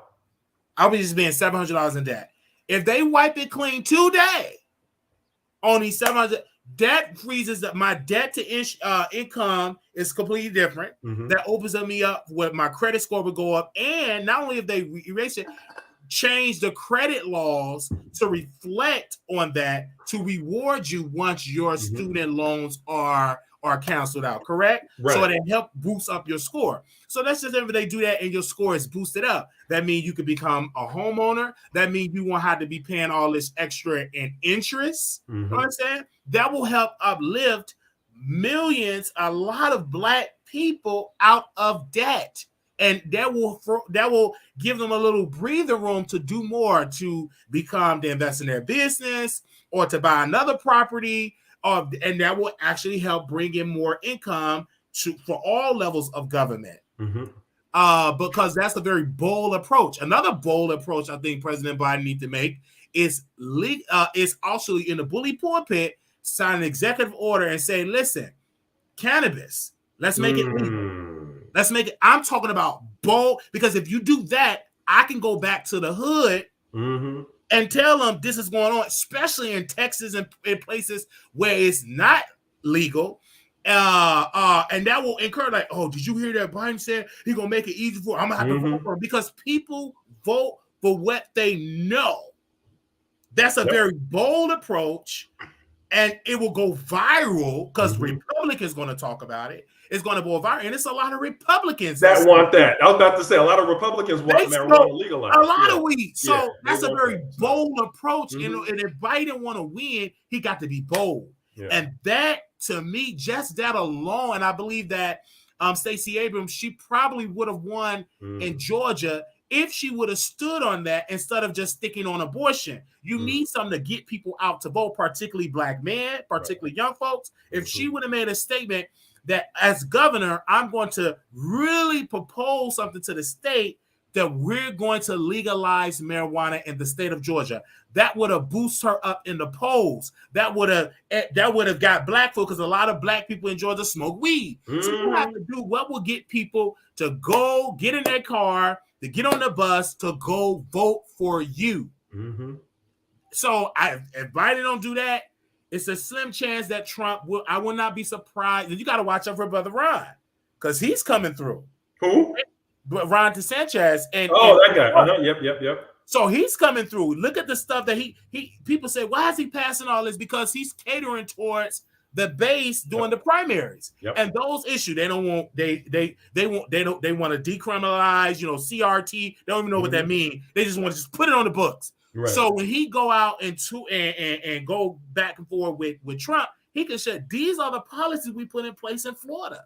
And so he may win he may be and he will be because he got more swag than Biden. Because Biden, unfortunately, let's be clear, it's about the swag, it's about the personality, it's about how can you captivate an audience. When you look at Biden, you want to ask him, sir, are you asleep? Because it looks like he is sleepy. And compared to Trump, even though Trump is older, he got a swag. He can make you laugh. Yeah. He make politics entertaining. Well, he's a showman. Trump is a showman. He's a celebrity. He's got that showman show. And Ron DeSantis, he got a little bit more swag as well. He's younger. You can see his eyeballs and they ain't all scrunched in. And let's be clear. So he's really going to have to really depend on Kamala Harris, because Kamala going to have to be on her A game, because they're coming after her though. They come after her. Why? Because she's effective and she's not sleepy. And she's a black woman. And she's a prosecutor. She used to be a state attorney general. So he's going to have to depend on her a lot, because Biden, unfortunately, he's older. He's not. He don't have that swag, and it's just a lot with Biden. But Biden is an effect. But black people love Biden, because let's be clear, he was losing in the beginning, and then when that's because Clyburn. That's because of Clyburn. Yeah. But once even before, I believe black people would have voted for him, period, before Clyburn. They vote for, okay, Biden is a child to Obama. So we're going with Biden. And so I believe that was the only reason why I think that he won, because black people said, listen, Biden is for it. But I don't know about this time, because black men, 86% is dwindling down. A lot of us abandoned the Democrats and they're voting Republican. I talked to some brothers. They said, man, I'm gonna vote for Trump, because brothers is attracted to that swag, like getting people together, talking about grabbing by the P word. Like they some black brothers are attracted to that masculine energy. This is why Minister Farrakhan can attract black men, because of that masculine energy. He stands for, he got that swagger. And that's why Democrats need to do a hell of a job. They need to be doing it now, talking to black men, because they're losing the black men vote.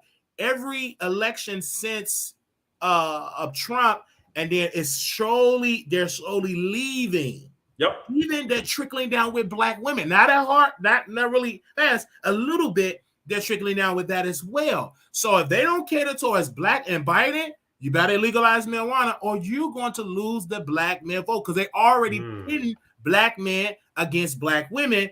This is why I'm in social media. They offered a $1 million deal to DJ Academics for Rubble. Rubble is an app that's a streaming service that's attached to conservative. They gave a deal to Kai, and he's black, because they're trying to get that black vote. And if Democrats don't get their act together, they're going to. And if they lose if the black vote drop down below 70%, they lost. They lost. Oh, hold on. Do you hear me? Yes, I can. Oh, you want to do it on your phone, sir? Yeah, I have to. My laptop's coming out of energy. Okay. Hold on. All right. Let's see. You got your camera on? Yeah, it's on. Right? Do you see me? Oh yeah. Hold on. Let me kick you out from here. Give me 1 second. I think it can't see it on the camera. Did you turn it on? Like on the bottom of your screen where it says stop camera on there? Camera. Okay, there we go. Okay, I don't think. Okay, it just got your picture. Okay. Why isn't it? Oh no, no, I can't see you now. But you can just put your picture. You can just turn the camera off, and they can just see your picture. Okay. Yeah. When you say stop cam, you see what it say stop cam. Just click on that. Okay. Yeah, I'm sorry. My laptop. Okay, that's fine. Okay. He's gonna come back. Okay. He's gonna come back. He's gonna come back, you guys. So yeah, this is why we had to say this is the direction we're going in. We're going to get into celebrity gossip piece, but we're going to talk about real issues. Give me a second. We're going to talk about real issues, right? I'm going to spend hours and hours on this subject. Why? Because I control it. Why? Because I'm the owner. Why? Because I want to do it. Why? Because I have the final say so. So this is why we will focus on that. We will get to all the topics we put on the title. But until then, we're going to talk about these real issues. And that's what we're going to do. There we go. You're back on. You see me? Sir, I can see you now. Yes. Okay, excellent. I just had to say that because I'm so glad. So anything that you're doing, if I could be a help, I will continue to bring you on the show because people need to know about you. I want and if people said what do you do? You go around and you facilitate things. You actually advise people when it comes to public safety and civil rights because you're a civil rights lawyer. So are you still active? Do you still pick up clients if they have a civil rights issue in Illinois? So I'm not a trial attorney. So I'm okay. like a Matlock or Perry Mason. I'm also not Ben Crump because Ben Crump is not a trial attorney either. Right. Ben Crump is more of the kind of attorney that goes on the cameras, and does a great job at that. I'm the kind of attorney, I call myself two things. I'm a community lawyer, that I work on educating community members, giving them what they need so that they can advocate on behalf of themselves instead of relying on somebody else to do it for them, right? So I step up and I step back, right? And I make sure to put the directly impacted people out front so that they're the ones leading in their efforts. The other thing I am is a policy attorney. That means that I specifically have legal training and experience in drafting, making changes to, advocating for, lobbying for legislation, if it be federal, state, or local. And that's essentially policy. So in other words, turning policy into actual law. So now it's not just an idea, it's something that's tangible, that's actionable, that's workable. So that's what I do is those two things together, being a policy attorney and a community attorney, that's essentially the work I do across the country, is making sure to educate people, empower them, and then putting all of that into action. So that way we have long-term change. Now, one other thing I want to say, I know you said earlier that I work on policing reform, and you're right about that, but that's not all I do. Okay. I work on public safety, which means that I work on juvenile justice reform issues. Like right now, I'm contracted with Michigan Center for Youth Justice on establishing what we call pre-arrest juvenile diversion restorative justice programs in different cities all throughout Michigan. What that means is that we make sure that young people who engage with law enforcement, like these are like minor offenses, like non-violent, non-sexual offenses, low level.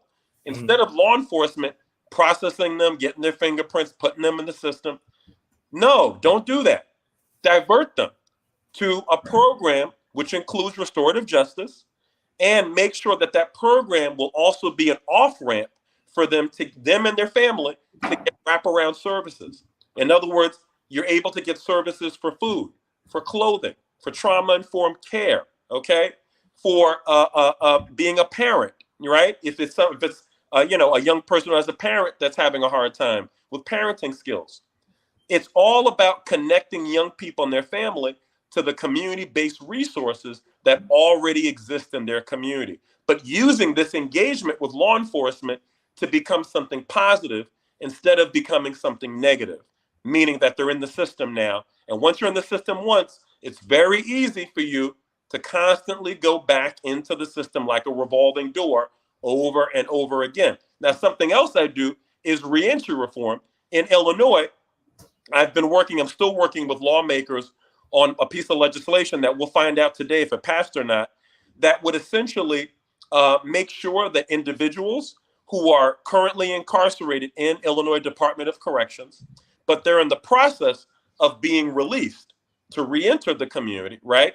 We make sure that those individuals have an opportunity to be trained, to receive certification in manufacturing and installing solar panels, windmills, and weatherizing commercial and residential properties. In other words, we want to make sure that people that are incarcerated and are on their way to reentering the community have an opportunity to make money in this budding and growing green economy, right? Talking about President Biden, he passed that infrastructure law last year that essentially will be subsidizing all of these green economy jobs going forward. So we want to make sure that people that are incarcerated in the state of Illinois, which we know a lot of them are Black people, that they have opportunities to benefit from this green economy. And the best way to do that is to make sure they get the training and the certification while they're still incarcerated, so that when they come out, they have employers ready to hire them and give them the jobs they need, so that they're not tempted to go back to committing crime, right? So that's something else I'm working on in Illinois that does not have to do with police, but it still falls under the umbrella of public safety. Yes, sir. I'm just glad that's another thing you're doing as well, because that's definitely needed. And I've had family that have issues with the law, and I have a brother. That law would definitely help, because while he's incarcerated, he's young to get that training. So when he get out, he will have that skill. Right. And so he will not have to go back and do the things that he did that got him in there. And I think that's very great. And that's why I encourage my brothers and sisters that were incarcerated and everything like that, that take advantage, if that law, of the programs that's already offered to people in prison. Take advantage of that, because it's so many opportunities out there for people that is incarcerated, that's coming out. You just have to take advantage of that, because no one's going to force you. And if you don't take advantage of that, you will be tempted to go back to the same crowd that got you involved in crime in the first place. So that's a very great thing as well. It's good to understand those skills, and it's good that you're actually on the ground doing that as well. And I don't know if you're a person of faith, but God will always send you people when you're trying to do something. He will send people your way to help you along your journey. Because I'm in this space of learning about City Hall in the state and learning how government works in the city of Chicago. And I don't know everything. And you're coming in today and dropping gems to say, okay, sir, look at the transition team, and I love that. And that's why I'm glad. That's why it's important for people of social media to interview you, so you can encourage me, because you just don't know how much that have helped me to become an effective person in what I'm trying to do to inform the public about how Chicago is operating, and also how the state of Illinois is operating. So when I go back to Texas, I will be able to have the experience and to know how to operate their system as well, to make it better for the constituents that are there. Wait, you said you're moving to Texas? I'm moving back from Texas to Illinois. Oh, wow. Yeah, because I was born and raised in Chicago, Illinois. So I had moved like about 6 years ago. And this is why when Brandon Johnson was talking about mental health clinics, because I had a mental health breakdown, and I shared this with my audience. And my family, they didn't know what it was, so they sent me to St. Bernard Hospital. And because they're overcrowded, they just pushed me back to the streets. In a couple of hours, they just pushed me back out to the streets. So here I am, mentally unstable, going through it. My family didn't know what it was, so they listened to the police and they got a restraining order just to kick me out. And so my cousin in Texas, he allowed me to come live with him. But of course, I'm still not good mentally. And eventually one day went to a public library, did damage. And that's when the state of Texas, they put an order to get me. I couldn't leave the mental hospital, because they said I was a danger to others than myself. And that's when, for the first time ever, they said, okay, you have bipolar. I didn't know what. I'm like, oh, I ain't crying. What? And they was able to diagnose me. And then once I got out of the hospital, I was able to get help. And it was an organization, I believe it was a nonprofit organization that I'm still with now, that was able to give me the medication. But if they would have had all of this before in Chicago, right, I wouldn't have been doing this. Right. That's why when Brandon Johnson was talking about, bringing back, the mental facilities that was closed down, that's important. Yeah, because that's tied into people that, a lot of people that's sitting in jail now, a lot of them have mental illnesses. Exactly. And the same people are coming back, not because they're just this criminals, because they need to, they got some chemical imbalances that they need to address, but them services don't really exist in those areas. And so when he talked about that, that really spoke to me. And I said, that needs to happen, because if that would have happened 6 years ago, I would have been in a better place, because I would have been able to get the help that I desperately needed. And so, unfortunately, it still haven't happened in Chicago like it's supposed to be. But when it comes to that Texas being red, I got the best help for my mental health from a Republican-run state. Wow. Now, mind you, I was all years on the Democrat. In order to get, I've gotten the best help. I can get my medicine for free. I can see my doctor twice a month. The services was definitely there. And the only reason why I'm not like, oh my gosh, I kind of be like scared, because I'm like, will Illinois be able to match what Texas was offering me when it comes to mental health? And I found an organization that we will see how good they are. And they gave me my meds, so which is great. And God is good. But this is why I understand when I went through that experience, I said, oh my gosh, I've learned from this. I said, I got to get involved politically, because more people need to have the resources to get help with their mental health. A lady just committed suicide on the south side of Chicago. Oh, wow. And so just jumped in front of a train on the south side. They need help. And a lot of people are going through mentally.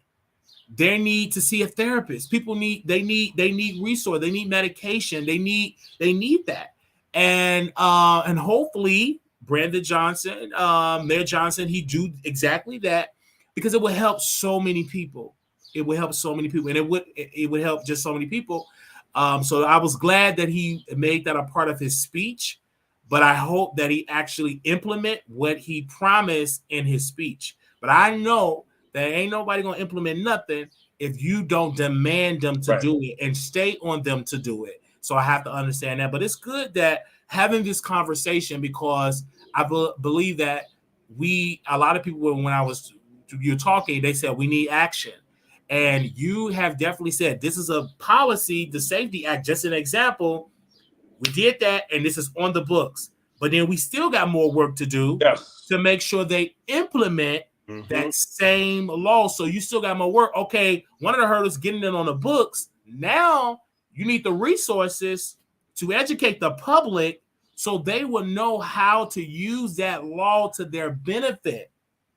That's right. So if a police officer is not doing right, they will know what paperwork to file, what complaint to file, and what, and to help them. So a lot of people, they don't know how to file it, because some of them don't even know that law is on the books. And only how I found out about the law is because they was just dragging it in Texas. They were just cussing, they was just dragging that law, saying that law is going to bring criminals. They're going to be out in the streets. Oh, the cash bail elimination, right? Yes. Everybody knows the purge law, right? The purge law. Oh, they're going to be out there. And so I was interested. And then one day I read it. And I said, oh, that's not the case. But like you said on the phone, you said most lawmakers don't even know what they are saying yes or no to. They haven't even read the bill. Mm-hmm. So, and you think the average person is going to sit and read a 800-page bill? And if you do read it, the language is so complex that you might not even understand all 800 pages, or, when it comes to that. That's why a person like yourself is needed, because you know the language, you understand, and you can bring it back and to break it down for the average man and woman that do not understand the language, and you can give it to them and word it to them in a way that they understand that about that new law that's on the books. Yeah, because at the end of the day, if you don't have the tools, then you're not going to use it. And so, that's something. And one other thing I just want to say before we jump off, that I hopefully you can have me back on your show to talk more about this in detail.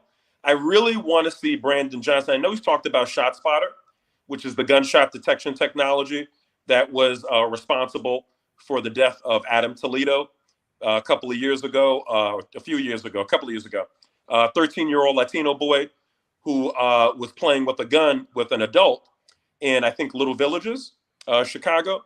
And ShotSpotter is the gunshot detection technology that picks up the sounds of gunshots. And then once it gets that sound or anything like it, it will authenticate it, make sure that it actually is a gunshot sound. Then it'll send it to the police department that they have a contract with, so that law enforcement, all they know is that shots were fired. So they always think worst case scenario, comes with the job, right? And they immediately respond with their guns out, thinking like, oh, there's a bunch of gangbangers shooting at each other, so we got to be ready to use lethal force. They show up, they see one adult who immediately falls on the ground and gets arrested. They see Adam Toledo, who runs. He's the teenager, right? 13 years old. He has the gun in his hand. Nobody knows that the gun is empty. He drops the gun while he's running from one of the cops during a hot pursuit chase. Eventually stops right under a street lamp that is well lit. The officers, and this is all on the body-worn camera footage that is public. You can see this yourself. The officer says to him, "Turn around with your hands up." He takes a while, but he has both of his hands up. They're both empty. He does eventually turn around. What he does, the officer shoots him in the chest once. Boom, he's dead. And you could tell that the officer didn't want to shoot him. Like, it wasn't like the officer was like, oh yeah, this is an opportunity for me to kill this guy, right?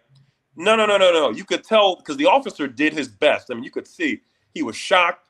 He was saddened. He was upset that he shot him because he realized in that moment he did not have anything in his hands. He was unarmed. You just shot an unarmed child, okay, essentially, teenager. And so I do believe that the reason why that officer did that wasn't because he went out there thinking, I want to shoot somebody today. I think it was because ShotSpotter communicated to him that shots were fired. In other words, ShotSpotter is replacing a human being that would pick up their phone, call 911 and say, listen, I need police here because there's a couple of, kids playing with a gun outside and I think it's dangerous. As opposed to, hey, I need police here ASAP. There's a couple of gangbangers out there shooting at each other, right? That's two different stories about the same situation. And because they're communicated in different ways, the response from law enforcement is going to be different. ShotSpotter doesn't provide any of that. All ShotSpotter says is shots fired, all right? So like I said, if you're a police officer, you're going to automatically think worst case scenario, and that's going to be your mindset when you show up. So that's why ShotSpotter is problematic, and also because ShotSpotter sensors, they tend to be placed in Black and brown communities. They also tend to be placed in public housing authorities, on the rooftops or on on the tops of street lamps. So this is targeted, okay? This kind of, technology is being targeted to be used in our communities. So that means any kind of negative outcomes are going to be in our communities with our people, okay? You're not going to find ShotSpotter in the North Side, okay? That's what I'm trying to say here. So, it's important, and I'm very happy that Mayor Johnson has committed from before he was even elected to ending Chicago's contract with ShotSpotter, okay? Now, my thing is this. I want to see him go a step further than that. I want to see him not only end the contract with ShotSpotter, but I also want to see him get legislation on the local level, an ordinance passed in the city of Chicago, which has never been done before, okay? That would essentially get an ordinance on the books that would govern the purchase, acquisition, use, and deployment of all surveillance technologies by all city government agencies, including Chicago Police Department. I want to see that on the books, okay? Because I've already worked on getting that on the books in other cities, in the Midwest, actually. Grand Rapids, Michigan, last year, NAACP hired me to work with them on making changes to their ordinance that currently exists that governs the purchase, use, deployment, and acquisition of all surveillance technologies by all city government entities, including the police department. And why is that important? Because now in Grand Rapids, they have a civilian surveillance oversight committee of civilians that will be working with local lawmakers on deciding if police departments and other government entities can purchase and use surveillance technology. That's a big deal, especially when we look at artificial intelligence, how it's now being broadly used, even in school systems with ChatGPT. When we talk about how law enforcement, because they're down staff all across the country since the 2020 protests, what are they doing now? They're using all this money that they're getting from Biden, right, the federal government, state governments, local governments, and private sources like big business like Target, Google, and all the such. They're using that money instead of giving it to community groups to help them solve problems in the community. No, we don't need to do that. We're going to use the money to buy toys. We're going to buy robot dogs. We're going to buy unmanned drones. We're going to buy speed light cameras, red light cameras, license plate readers. All of these cameras, all of this technology. Why? Because we don't want to just be as simple as talking to the people that we are meant to serve. Just having conversations with them and finding out what are the problems and what are the solutions. Instead, we're going to spend that money on buying technology to do that job for us, okay? And that's problematic because all of this technology has cameras on them. And these cameras are constantly collecting information. They're collecting your image. They're using facial recognition technology, which we know, according to studies, is notorious for misidentifying Black people.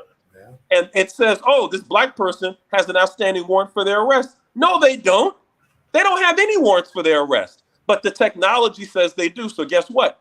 Law enforcement, like they did with Adam Toledo, they listen to the technology before they listen to human beings, okay? And then they act upon that. And when they act upon that, they're wrongfully arresting people. When you wrongfully arrest somebody, that can lead to an escalation, and an escalation can lead to somebody being unnecessarily dead or severely injured, okay?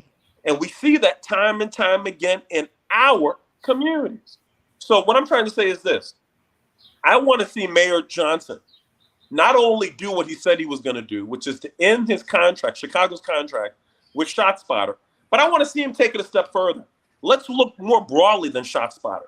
Let's look at red light cameras, speed light cameras, license plate readers, unmanned drones, everything. And let's put it all under one law, one ordinance that says that we need to have civilians, right, be involved in, have knowledge of, and have substantive decision-making authority when it comes to the purchase and use of these technologies. We need to make sure that there's a way for them to complain about it. We need to make sure that there's a report that's published every year that lays out how many complaints were there filed, what was it broken down by race, gender, age, location for each technology that we used. Were there any violations of civil rights or civil liberties broken down by race, gender, age, etc., and location, okay? How much money did it cost to use the technology? What were the sources of funding? All of that information needs to be public. And if he, in my opinion, is really progressive, which I believe that he is, then I want to see him take it a step further.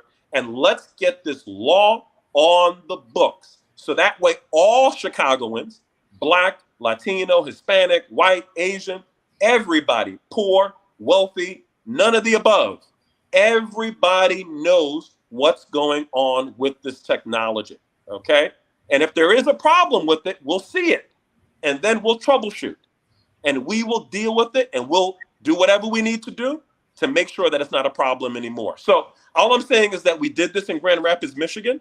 I'm now working with other communities around the country to do something similar. And so, I live in Chicago. Chicago doesn't have this ordinance.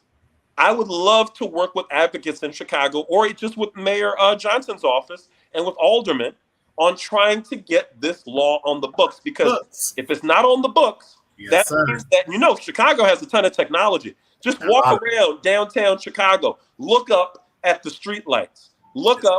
Everywhere. You'll see it everywhere. There's technology everywhere. This is all surveillance technology, okay? Because I remember one time, I was in the South Shore area, and I think somebody was following me, and I felt afraid. And so I called 911, and the dispatcher, she saw me on camera and said, "Why you don't have on your jacket or your hat? It's cold outside." They're on the camera. So Chicago got a lot of cameras on the train. It's everywhere. So and the guardrails about the data, who has access to it, are they sharing it, to whom, for what purpose? Are there any disparate impacts on race, gender, age? What's their plan to prevent those kind of impacts? We don't know.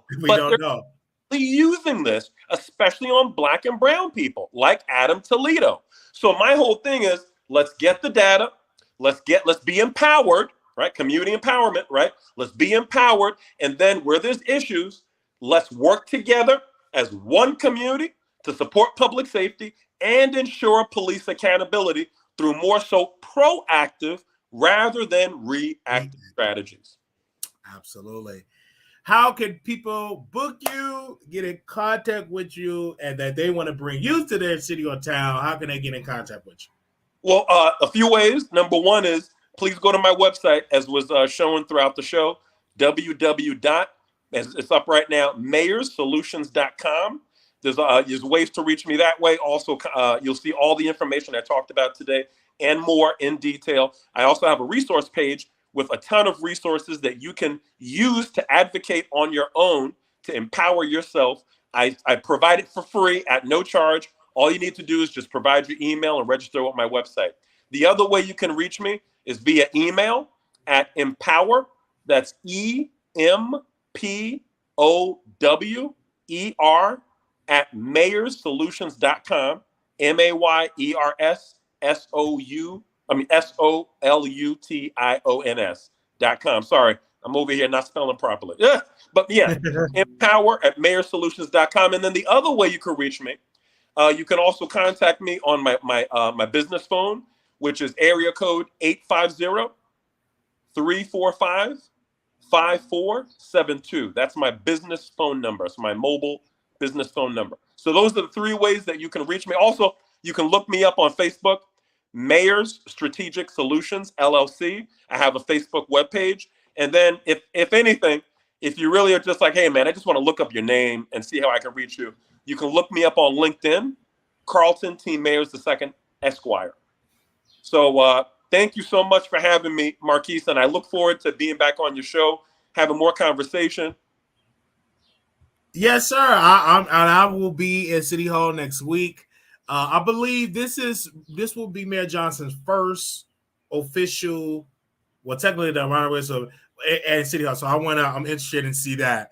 I will definitely bring you back on very soon because it's a lot. It's so much stuff going on that we could do a whole another 3-hour conversation. But I'm definitely going to bring you back on. Thank you for responding. You responded in a timely fashion because I said, I got to get you on the show. How long do you want to talk? Because it's so many questions. I have so many more questions, so we can do a part 2 of bringing you on, brother. But thank you, sir. And thank you for doing the work. Thank you for doing the work. I mean, we need more people like you in media and on the internet to, provide a platform, not only for me, but for these kinds of issues and talking points. You did a great job at detailing what the challenges are in that area. So I just feel like, there's a lot that needs to be done in regards to investment in our community in several different ways. So thank you so much for the work you're doing. One other thing I want to just let you know, I'd love to come on your show at some point. I have put on a presentation on the connection amongst the policing reforms in Illinois Safety Act, the Chicago Consent Decree, and the new Civilian Oversight Authority. I believe it's called the Community Commission for Police Accountability and Public Safety. So, we could definitely do that. So I'm going to reach out to you after this show and see when you're scheduled to bring you on, to get you on to talk about that. Most definitely, I would love that. Yep, because that is specifically Chicago centered. Yes.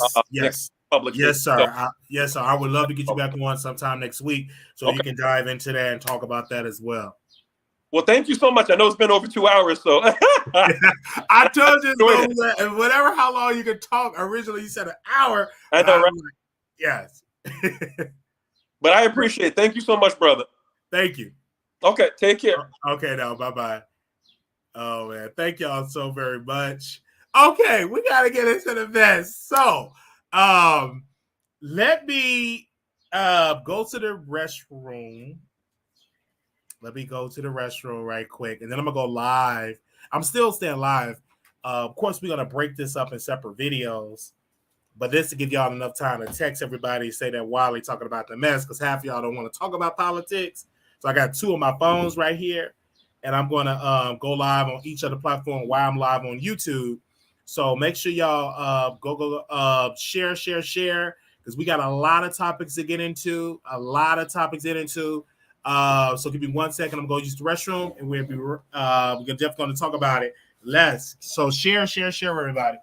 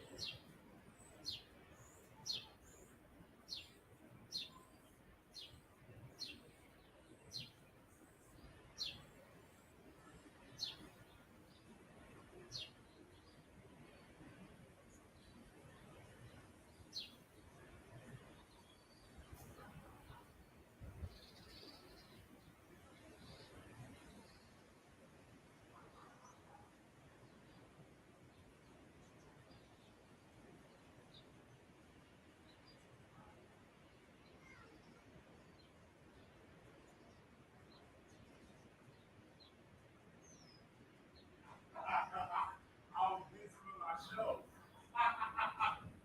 I was busy. Okay. Okay. I forgot we should just. All right, y'all. I'm back. Had to go refresh. All right. All right. We back. Okay. So we got to get into the mess. Okay. The birds are chirping, guys. You're still alive. Okay. So we are in the celebrity gossip piece. All right. Let's get into our first topic here. Oh, let me go live everywhere so let everybody know. Okay. Because it's going to get real messy.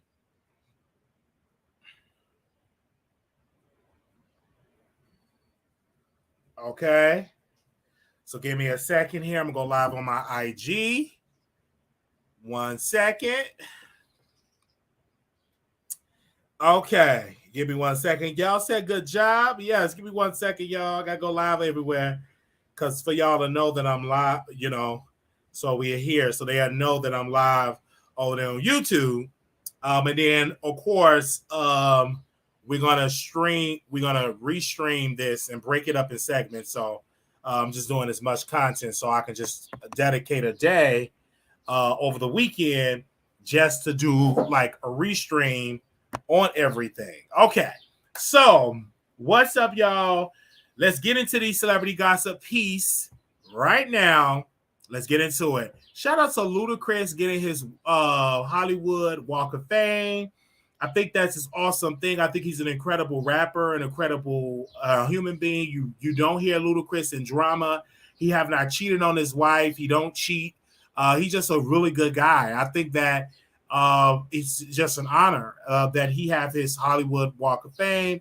I think that's awesome.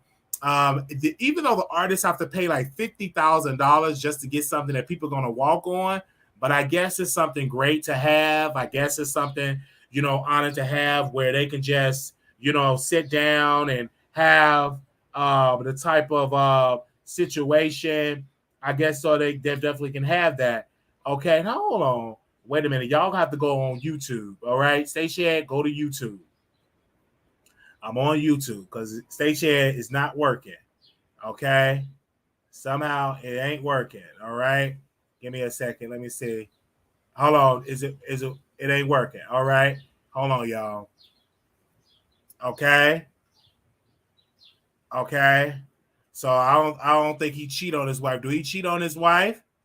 I haven't heard that he cheated on his wife. So give me a second. I don't know why Stay Shared ain't working, child.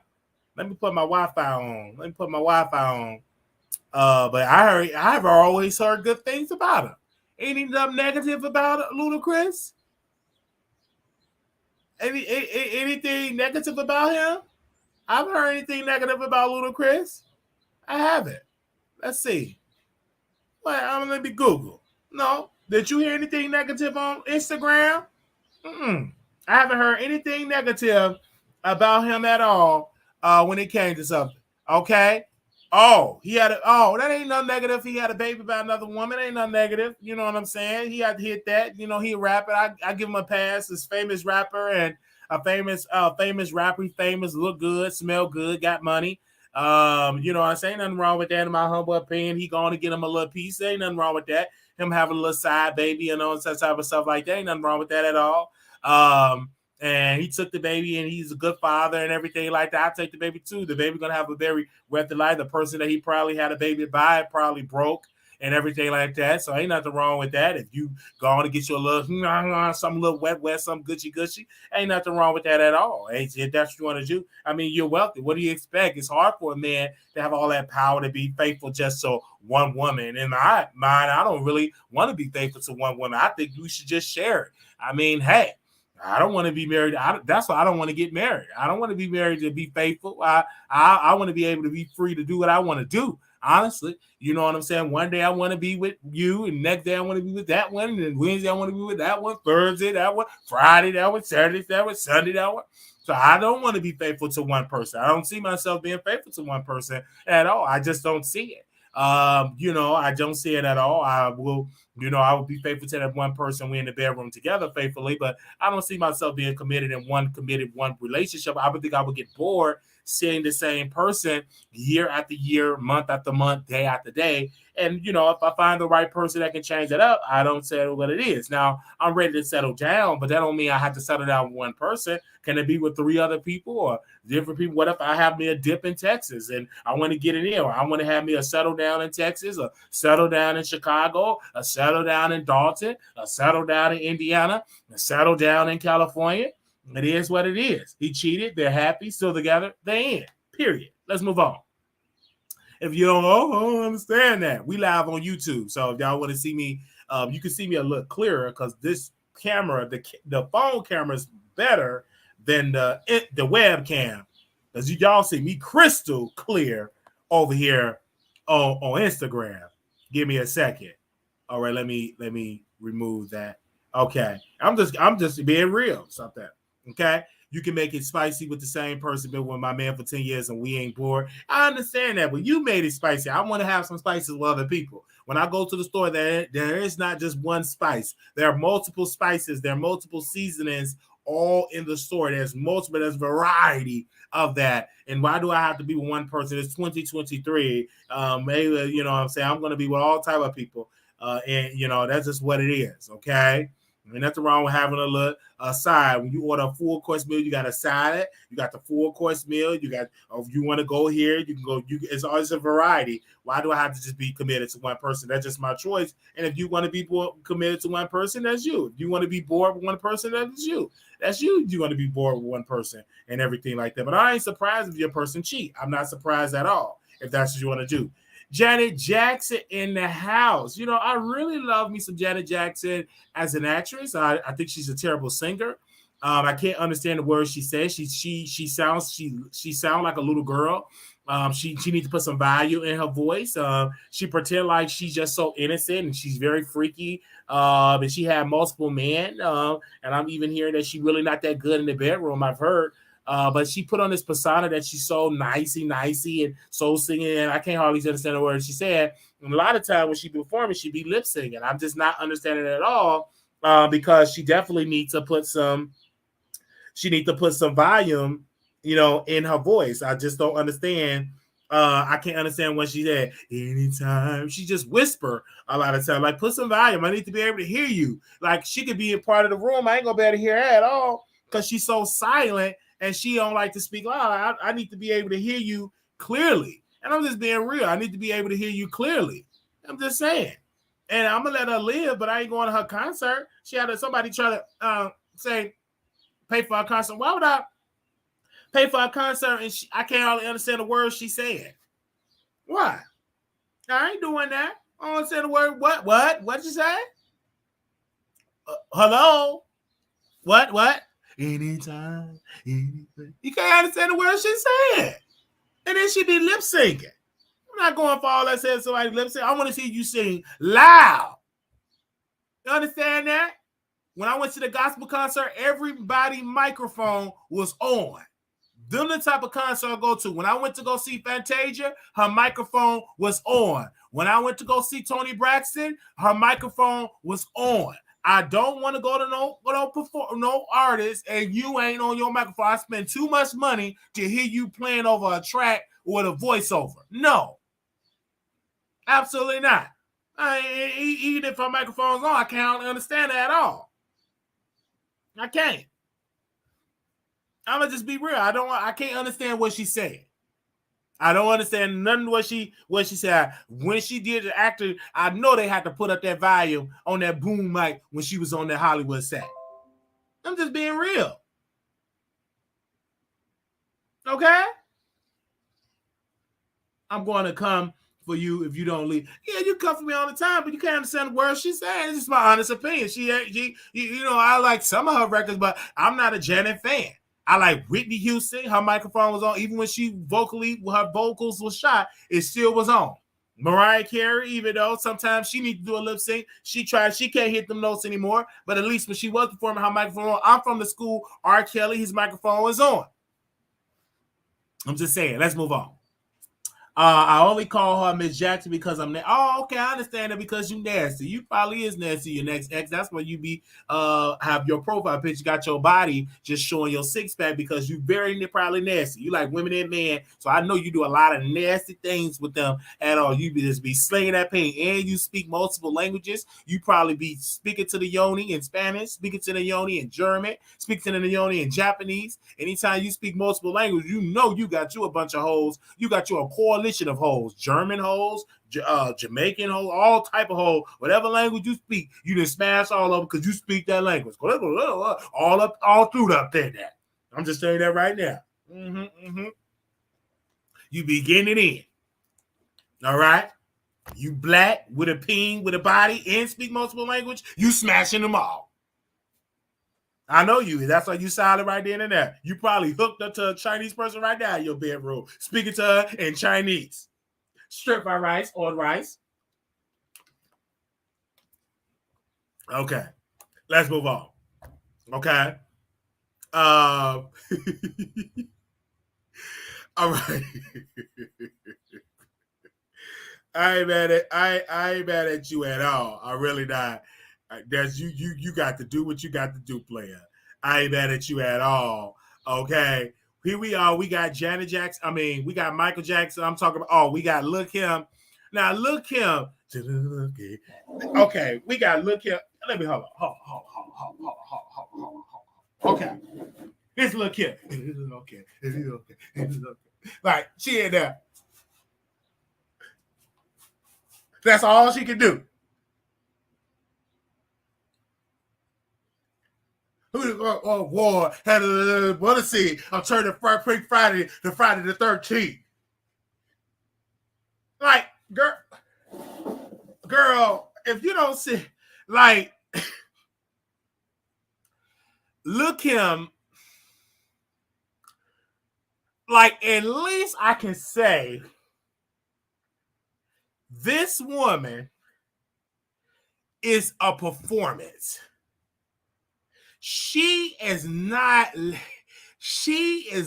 y'all know that I am a performer. The reason why I like Lil' Kim, she's not afraid to dance. Nicki don't do that. All she do is eat and chew ice.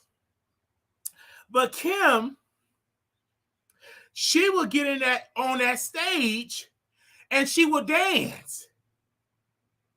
She'd be on that choreography. Like, she'd be on that dancing. Even though half of the audience, they don't know her records like that. But at least she got the connections to be on that stage. I sound out of breath. At least she got the connections to get on that stage. And that's awesome. And Kim paved the way for the artists you see today. There would be no Nicki. without Lil' Kim. There will be no Cardi without Lil' Kim. There will be no Doja Cat without Lil' Kim. There will be no Lotto without Lil' Kim. There will be no Glorilla without Lil' Kim. There will be no City Girls without Lil' Kim. There will be none of them without Lil' Kim. She is iconic. She write records. She just was on the XXL Icon.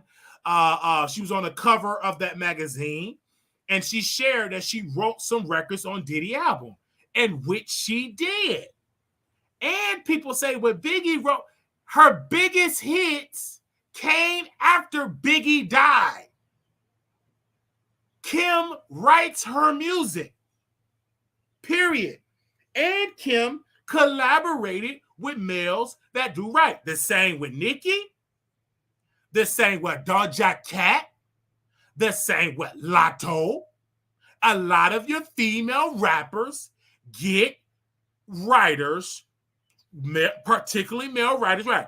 One of the City Girls, one of their best records or popular records was written by a man. Okay? It was written by a man. And Carisha got mad when it was exposed that whoever wrote that record got mad that he said, I wrote the record. You can't get mad if he wrote the record. Do you understand? Do you understand? Most of the raps that you're dancing to, male rappers write it. Lil Yachty wrote that record for the City Girls. Thank you, Cupcake, with your chocolate beautiful self, showing your beautiful thighs. You showed it on camera, on the Instagram. So when Nicki was coming up, she was talking about Kim.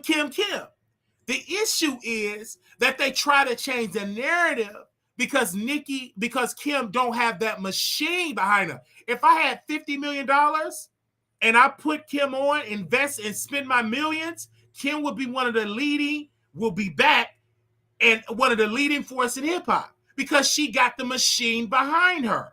Because the first thing I would do, get a leading rapper, Drake.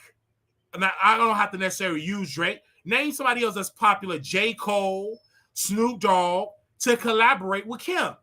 I would get one of the leading R&B artists and say, here we go. Bring Kim. I want y'all to do a record. We're going to pay you to do this record. We're going to make her hot. Because when you got the money, she'll be the best thing smoking because she don't have that big backing. The reason why we look at the artists we look at today is because most of them are getting back and got a male cosign. I will immediately let 21 Savage and Kim do a record and she will be in the conversation. Okay? Because Kim already got the name, she got the brand, she got the recognition. All she needs is the money behind her. And I would do it. I would give more records that's more recognizable. She need more TikTok records. I would definitely do it. If I had the money, most definitely. My record would be the Has Been Record Company, where we only work with Has Been recording artists and make them hot. That's one of I think about it all the time. I'll be working with all the struggling 90s artists, them the ones that we will put a big backing, get the best writers, get the hot leading rappers to work with them. It will be called the Has Been Record Company. Okay? And I'll be putting that money back and she'll be the hottest thing around. I will attach her to the hottest rapper. She'll be on the best shows, on reality shows. She'll be the hottest thing around. But she don't have that type of investment as of right now. All right? She's a beautiful black woman and she needs to be honored because she's a legend. And Nicki Minaj, it ain't my fault, Nicki, that you open up your legs to a man that that's on the SO list. Ain't my fault. Kim didn't make that choice. She did not go and marry a person that he have to register everywhere they move. They have her address is registered because her man is on the SO list. Kim don't have that issue. Then Nicki made that mistake. And Nicki, no, you can't sue me because it's facts. That was a stupid decision for Nicki to make. That's dumb. One of the dumbest moves she ever made. That's why she eating more. That's why she's gaining more weight. Because it's stress. Anyway. Kim ain't never will make a decision, a choice like that. And her brother is an abuser. And according to the word on the street, allegedly, that her mama financed and paid for the lawyers, meaning who give the mama money? Nicki. So technically, Nicki even helped her brother legal defense fund. Because who is giving Nicki mama money? Nicki. So if mama is giving to help her son, well, technically, Nicki Minaj is helping and finance that as well. All right? So I'm saying it from the heart, ladies and gentlemen. Kim need records that cater towards this generation. So Kim have to work with the best producers. And if I was her A&R or her executive in charge, I would say we need the hardcore Kim. We need that hardness. We need that Brooklyn. So we'll be in the hood to get her back to her roots. Because I understand she's trying to transition to singing. Ain't nothing wrong with her trying to sing every once in a while. But we must remind them that Kim is from the streets. She's hard.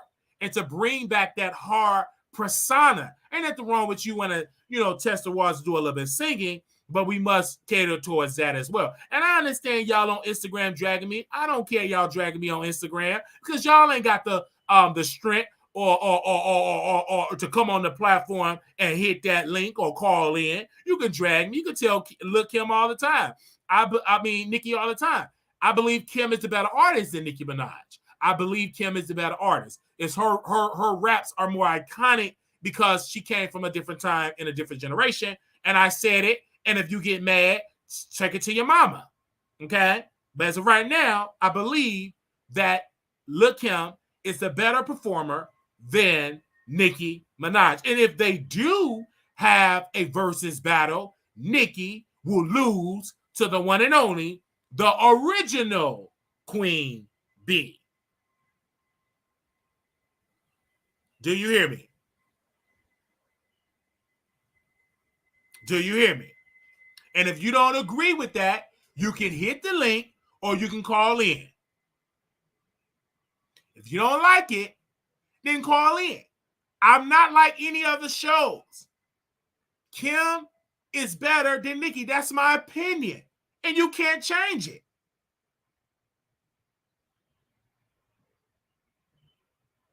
Okay? If you believe that Nicki Minaj is better than the person that she stole from, then that's your decision. But I have my decision, and I'm saying on this beautiful Friday, that Nicki Minaj is Lil' Kim's daughter when it comes to this hip-hop game.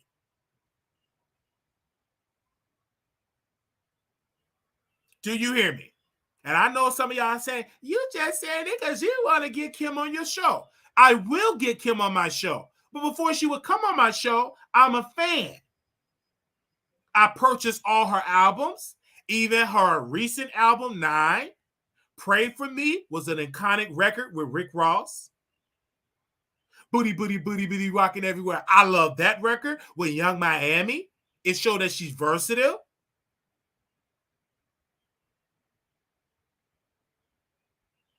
Okay? It was a lot of records on 9 that I love. And this is why we must support our artists.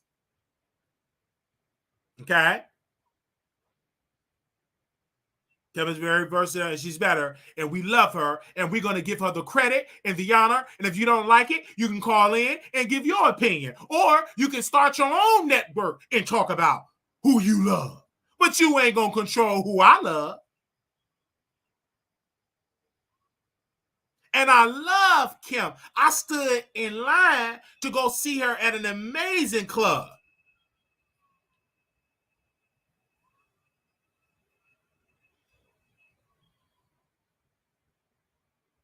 I love her for coming on. That sister came on the show. I'm sorry, in that club, and she performed when she released her her mixtape. I think it was Season, because she had a mixtape, which was dope. But she didn't have the budget to promote it. Now, other stuff she could really promote and do a better job, go to these radio stations, but she did not have the massive social media budget. There was no TikTok. But now we have all of these entities now, and Nick and Kim need to learn from Nicki. And this what she can learn from Nicki is utilizing and using your Instagram, your Twitter, your Facebook, going to your fan pages, having Zoom meetings, and encouraging them to promote you, and do it and post more and go live. I understand you're from the 90s. I said the same thing to Brandy Team. Brandy needs to be active on social media. Her daughter needs to be active on social media. If you're not active on social media, the people will not know that you got music out. So Brandy got a daughter, Soraya, or whatever her name is. You need to be active on social media in order for people to stream your music, because you're not big enough to not be on social media. Everybody want to be like Beyonce. Beyonce is a different type of artist. Even she still posts on social media. Do you hear me? So y'all need to post on social media. Kim, you need to be on the Wiley Show. Period. We have one of the largest shows, one of the best opinions ever, because I am a trans, millions of views show. I identify that my show reaches millions of views. That's how I identify. I don't identify that I don't have a show that's reaching 60, 80 million people a day. I identify having a show that reached 60, 80 million. I am trans numbers. Thank you, Brother Nate.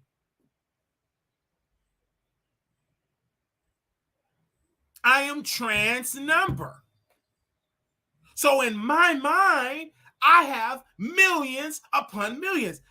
You may see 200. I see 200 million. Every day I wake up, I always say I have millions of people that listen to me every single day.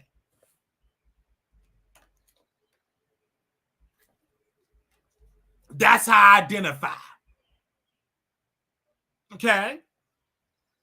So I would love to have Kim on my show. I will have Kim on my show, because I understand the spirit of me, the God I serve, and the work. She will be on my show. I don't know the time or day or the hour or the year, but it will happen, because no one is talking about Kim like that. They all forgotten about it. I didn't. Speaking about this YouTube's energy, Kim is my favorite female artist. And I love her, and I will always support her, because without Kim, there will be no female rap like you know today.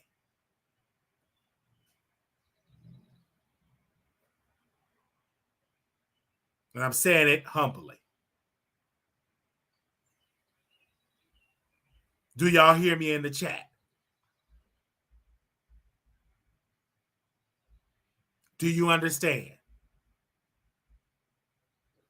When you say Nicki name in the industry, they frown upon that name. When you say Kim, they get happy. Kim is more likable and more loved in the industry than Nicki. Nicki is she's a nasty woman, very nasty woman, very nasty. And she's problematic. And she believed that everything should be given to her. And she's very nasty and problematic. You know you a nasty woman if you pick a man that took somebody's cookies, tried to snatch her innocence away, and you marry that brother, you nasty.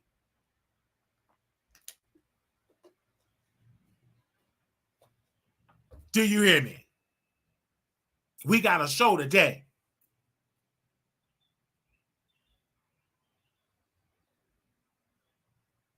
And we're going to continue to uplift Kim. And I'm glad she got a new person on her team. They're doing an amazing job. She's on the cover. She's doing it. Thank you. And keep it going. She got a book that's going to drop. Don't stop. Let these girls know you here. She got the connection with Janet Jackson perform there. And more people is talking about Lil' Kim performance than Janet Jackson performance. That is how iconic she is. With no major label, no gold record, no recent #1 hit, no recent Grammy. And when she got on that stage, her performance went viral.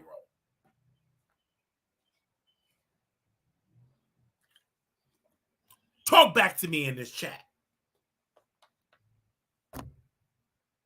No Biggie Smalls, no Cosign, no Drake, no Offset, just Lil' Kim, 10 toes down, no Diddy, no Revolt, no this, no that, and yet what she had is a strong name, and people will work with Kim because she did not burn those bridges.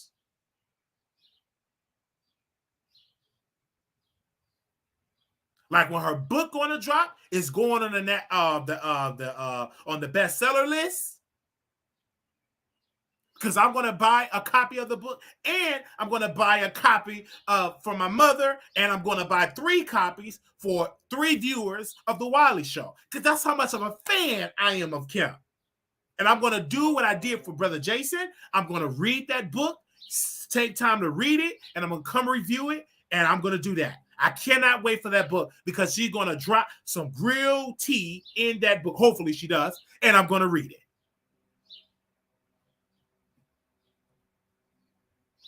Do y'all hear me? Do y'all hear me? All right? This ain't like any other shows. This show, we have our own identity. You come here, you're going to get something different. We talked about politics, and then we shifted, and we talked about celebrity gossip culture. This is the only show that does it.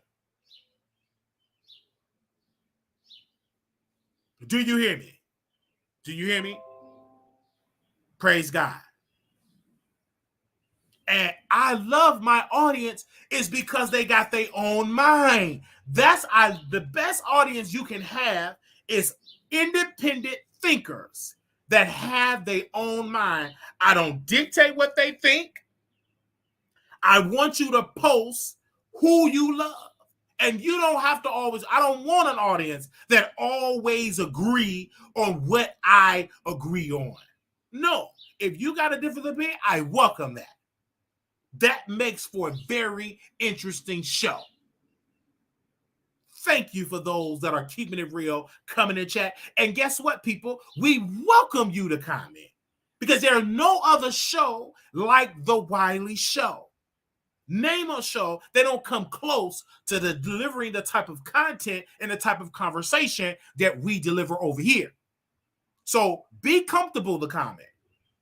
I don't care if you're on another show and they tell you not to comment. You are a grown person. Don't let nobody tell you where you should and should not go because you hold the power. You are the reason why we get paid to do this. Without you, there is no show. You is the you in YouTube. You is the reason why I get up in the morning and deliver, because I don't want to talk to myself. I've done that and ended up in the cuckoo nest. I need to talk to people and thank you for being yourself and coming in and listening to me and offering your opinion about what I say. DQ Music. Love you, brother. Okay?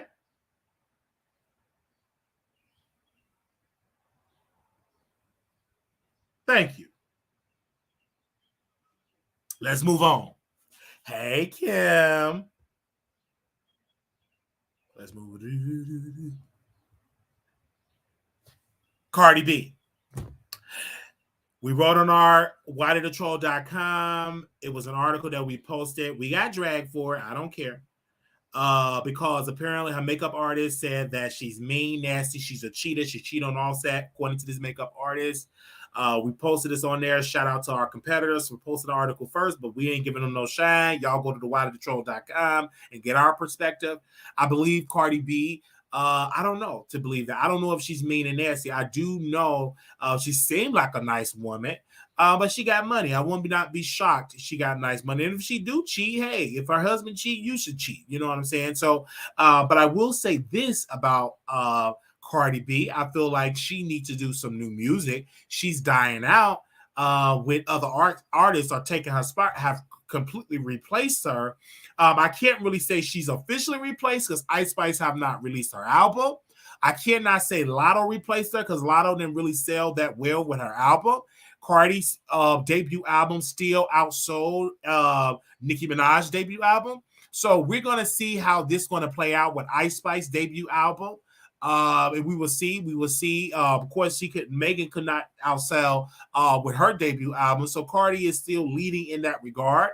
When it comes to album sales, when it comes to music sales, Cardi B does well. But when it comes to putting asses in the seats, she ain't doing a great job on that because she's not putting out good music. So hopefully she put out some good music soon because before it's too late, put out some new music, and her friends need to encourage her to put out some new music immediately because if she don't, she will be an afterthought.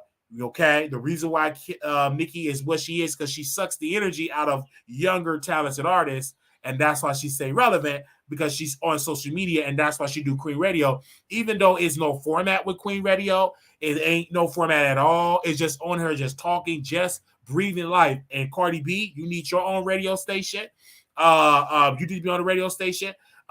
Kim needs to be on the radio station. You need to be active with your people because if your people don't see you, they're going to forget about you. And Cardi, you know about this. That's why you brought your hand part to Instagram to diss me. You didn't diss me by name, but word on the street is you were talking about me. And if you were talking about me, have that courage enough to put an address on it, WIOUY with a period, spell it correctly, and we can have that conversation, man. But at the end of the day, I believe that you are a good mother, but you're a terrible artist because of us, the fans, we made you a millionaire. So you need to pay us back by doing another album. Your label is sick of you because you have not did another album. You already been paid and got a big sign-on bonus, and you got to comply with that. That's why you can't leave your label. You were signed on for a minimum of 3 to 4 albums, and you only done 1. We need more music. That's why your label had to go on and get Lizzo, because you're sitting on the sidelines and eating and putting liquor down people's throat and not putting out album. Okay, you understand that you're the one that wants to become a mother, but yet this is a business and you still got to pay back that money that the label invested in you, and you can't leave until you commit to all of those albums. And you could be a mother, you're wealthy, you ain't poor, so put out an album. If Pookie and Ray Ray Mama can still work, so can you. So don't give me that crap that you a mama. There's plenty mamas that work 2 full-time jobs and drive Uber and sell fried chicken plates on the side. And they still a mama. You rich, so still put out that work.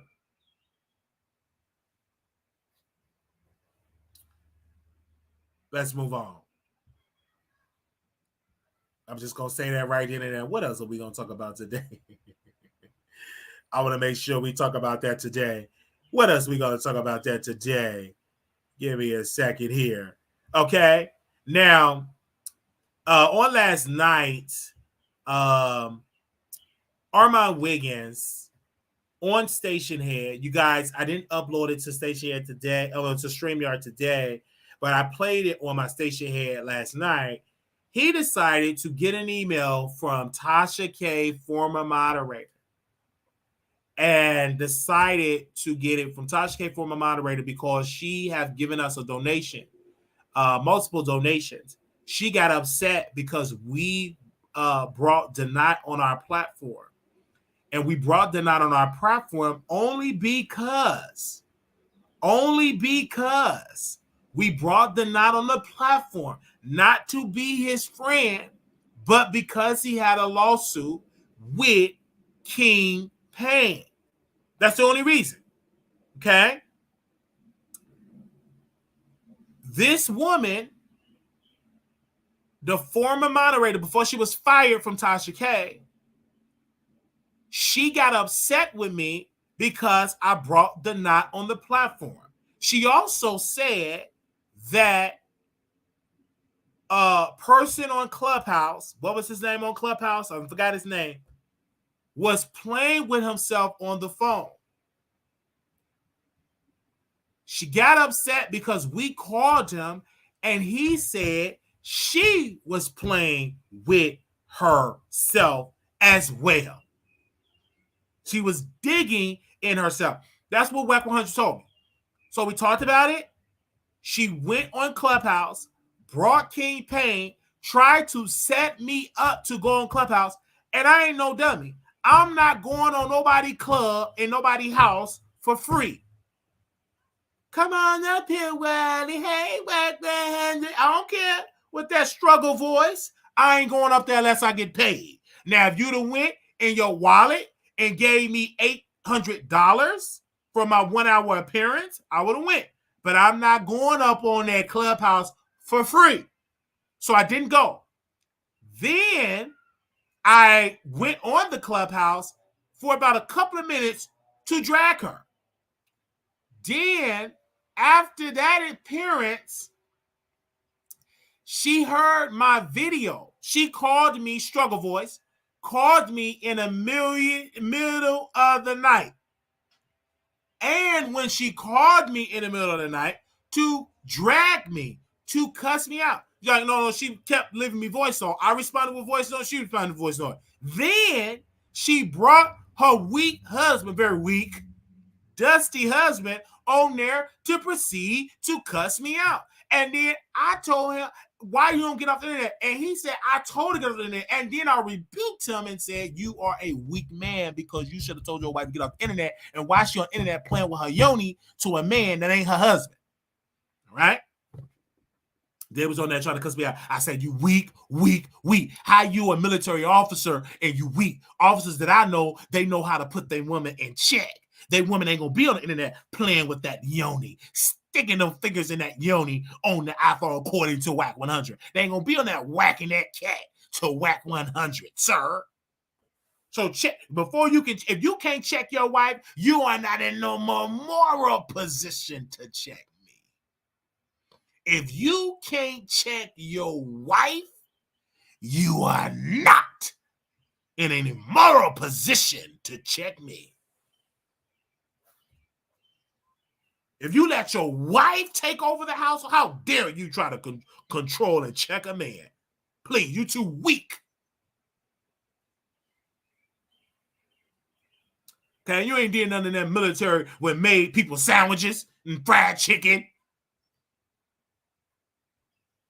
That's all you did. And so then she went from that and she called and she sent Armon a DM with her number saying, I'm tired of Wiley. He will. I donate to his channel. She wants to go on his YouTube channel. Hello? Hey, thank you. Oh no, that's fine. I wanted that. It's great. It was great information. I did a lot of feedback. Yes, sir. A lot of feedback. We had almost 300 people watching. Yes, sir. It's a growing platform, absolutely. So they said we definitely got to bring them back. Like there was some leaving emails all day when they saw you on there. Yeah, they said we definitely got. They had so many questions because it was so informative.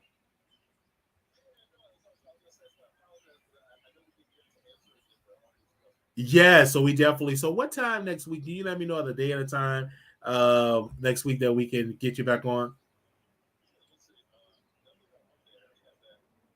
What about like Wednesday or Thursday or something? Like, yeah.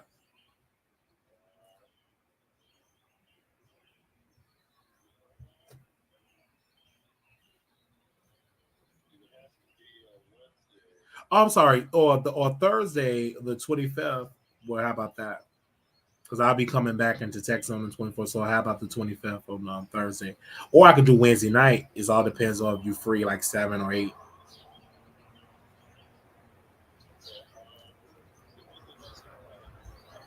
Okay. What Thursday? Okay.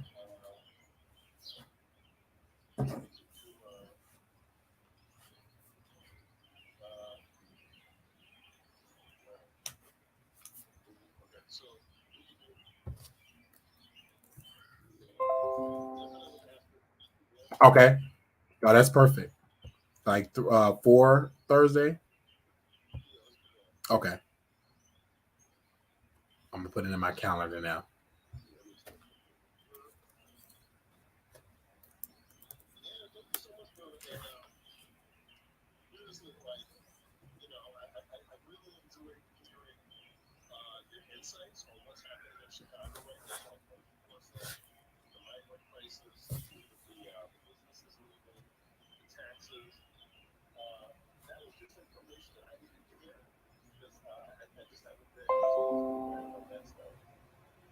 Yes, sir.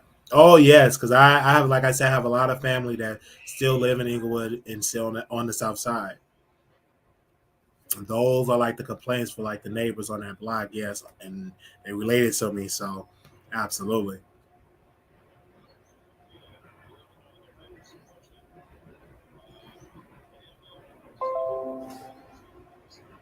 Yes, sir.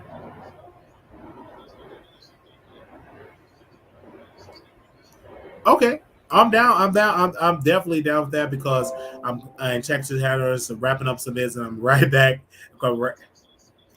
That too, because they have a lot of stuff that I deal with, community activists, and some issues that's there because one of the guys he had ran for mayor. Of course, he didn't win, but it's some issues like in Dallas and also in Harris County, how the governor trying to take over and try to give the Secretary of State permission to give them access to overturn the election in Harris County. So it's a lot that's go. It's the work is needed everywhere.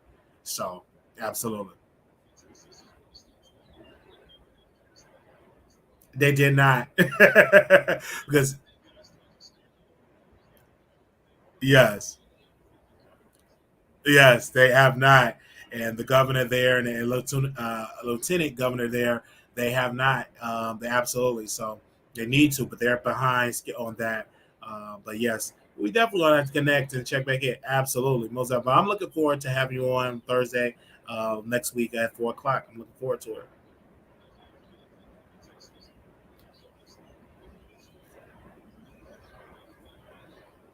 Yes, sir. Wiley University, absolutely. Because that's what the great debaters based out of. Yes.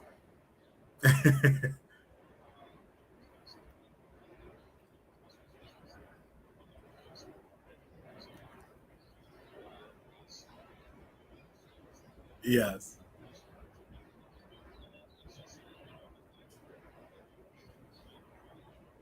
Yes.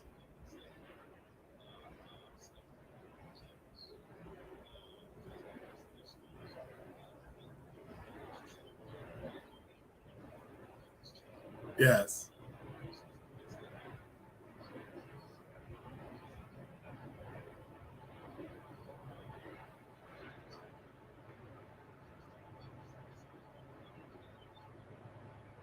Mhm.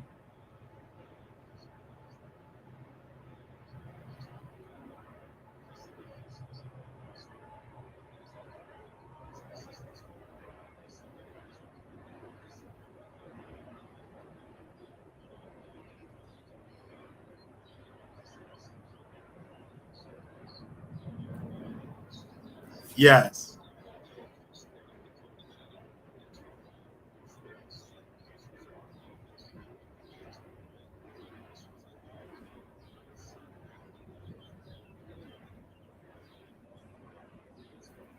Okay.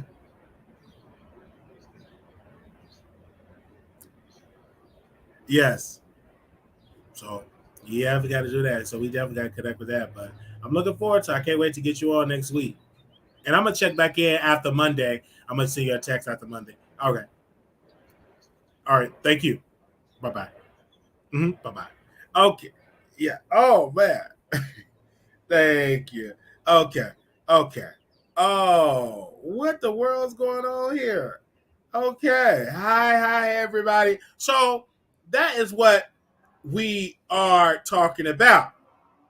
So back to our with this woman, when she said, "Oh, she gave to the wife." She did. No one told her to give to the Wiley Show, like give. She have gave to the Wiley Show because she wanted to give to the Wiley Show. Period. You give here, there is no refund. How dare you? There's no refund. You give me money, I invest it back into the program. But don't you think because you give 100 or two that you control me? You're not giving $100,000, $200,000. If you want to talk about control, then I need a $500,000, $600,000 per month. But 100, 200, that ain't enough to control me. To get me to sit down for some type of control, to get your opinion, and you want to control and change some things up on the show, I need about $9-10 million quarterly. Then we could talk about control. Till then, sit down. You will be checked. And you don't have the power or the authority to tell me who I can have on my show. And she had the audacity. Well, you don't know about Denied. He can't be trusted. He messy. I said, sis. He said, you messy. And then I talked to him, and he said, she messy. So, again, you can't tell me who I can have on my show. If I want Denied on my show, Monday, Tuesday, Wednesday, Thursday, Friday, Saturday, Sunday, it is my choice. You get your own show. I don't know nothing about no Clubhouse. I don't give a darn about his experience on Clubhouse. I don't care nothing about no Clubhouse. I asked him questions because he's in a lawsuit with Michael, a.k.a. King Kane. All right? I'm following that story. And once I get an update on that lawsuit, then we will bring it up. Okay? It is what it is. You can't tell me who I can have on my show. I don't have the power to tell anyway. And if you were this good person, why did you get fired from Milagro Why did you get fired from Tasha K? So obviously, you're problematic. Then you thought that you was going to talk and trash me on our Wiggins show? Good luck. He ain't bringing you on there, and they're going to trash you because the way you talk. They're not going to receive that tea. They'll be like, what's wrong with her voice? Why she sound like that? With a tremble in her voice. They ain't going to tell you that. They ain't going to tell you. They're going to drag you. That's why you didn't answer that phone. Because you don't want to go on up on station and talk about how you was in the military, how they touched you, how this and that, you in the military, and all that. We don't care. We only care about tea and gossip. And after you get through spilling the tea, they ain't going to do nothing but come and watch Wiley. They ain't going to stop watching me. Okay? Take your sad, sovereign story somewhere else because they don't care. They're going to suck it up, pretend like they care, and they're going to come right to Wiley and watch me. They don't care nothing about your sad, sovereign story. If you went through all that, go to some therapy. Why are you going to YouTube? We're going to use you for a click and a view. Okay? And then you want to use that emotional control. Oh, this happened. I don't care if that happened to you. Still messy. I'm praying that it didn't happen or whatever. But you're still messy. You want to use that trying to control me, honey. You ain't giving me enough to control me. My bank accounts is still low. And if you are a fan of me and you love me, and if you want to give to me, you must give more, not $5 or $100 there. That ain't enough. Once you go get you a burger, once you put some gas in your car, once you get a good old oil change, you need some more. Do you hear me?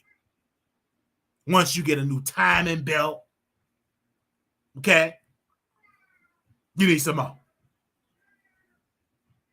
Do you hear me?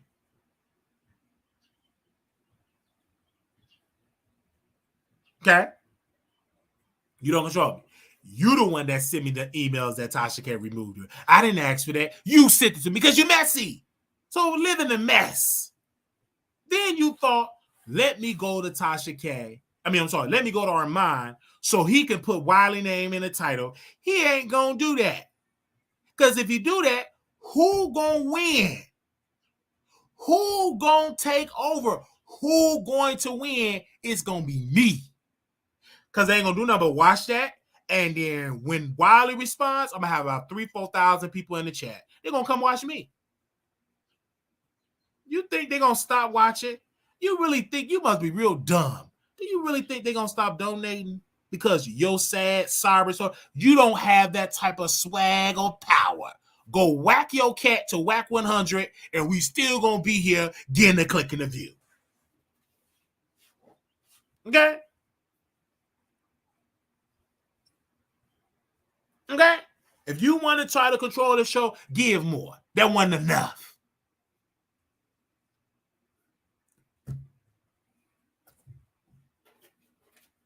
Make no sense. Somehow. Come go on, Armon Wiggins. He ain't gonna do it but put you on station head. That's about it.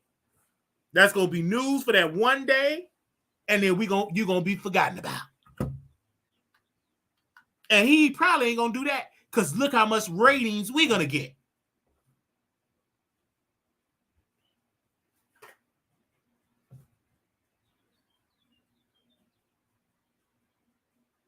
You're gonna make me feel bad. I don't care that happened to you. Who cares? I don't care. Go in your purse and give me some money. All right?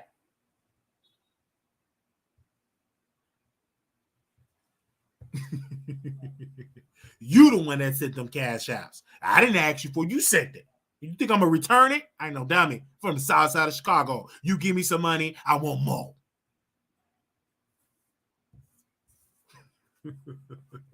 Armon, I gave Wiley some money I gave him some money. I'm a military officer. And you know what happens to me in the military? He ain't gonna do it but laugh at you. Call you dumb. He done dragged you, called you stupid and dumb.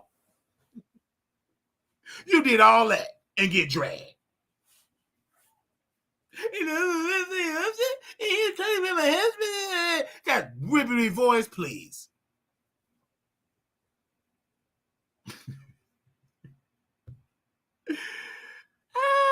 And didn't even answer the phone because you know why you didn't answer that phone? Because you don't want to go to station and do that. You thought that Armon Wiggins was going to rush to YouTube.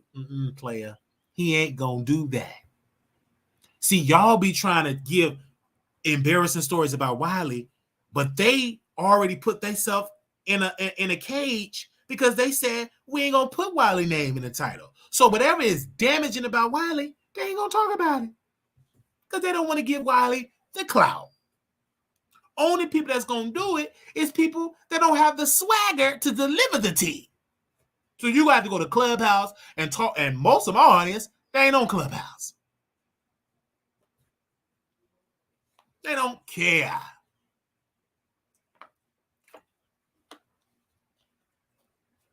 Okay? All right. Do y'all want to call in, you guys? Let me drop the link in here. I don't know if y'all want to call in. Give me 1 second. I'm gonna call in. Hey, I'm dancing. I feel like dancing right now. I think I talked about every subject. And Armon, but he's so I want to talk about because he mad because I'm an effective person. That's why he responded to me. He said, "Oh, he retarded." If I'm so, why are you responding? You supposed to be so sane. I must be very smart. If I'm retarded, why are you spending time out of your day before you supposed to be ratting your man's face? You talking about me. If I'm nothing, you won't mention me at all. You mention me because it's effective and you be watching and your audience be laughing about what I say about you.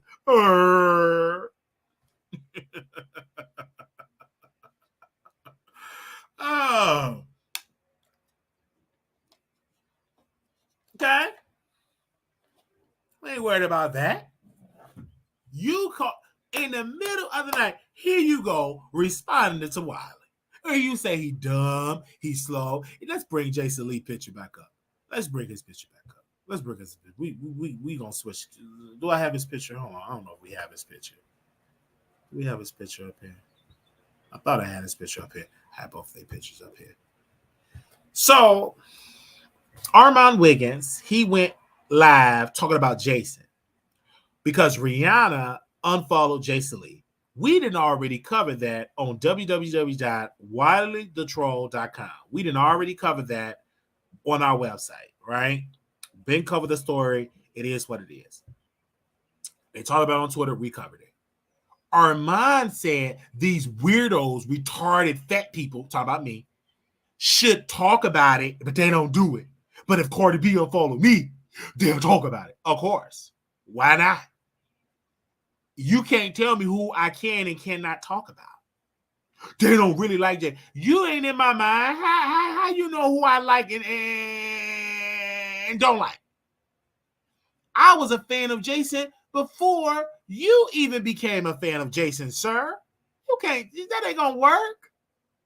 Jason Lee making millions of dollars. You trying to get your first home, but you in so much debt because all you buy is underwear and clothes, and you smoking it up and drinking it up.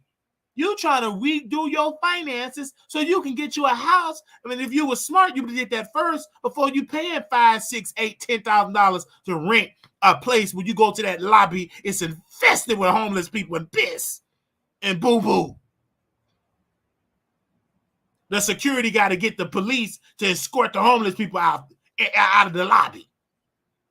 You go on that block, you better hope not to get robbed or somebody asks you for a police sausage.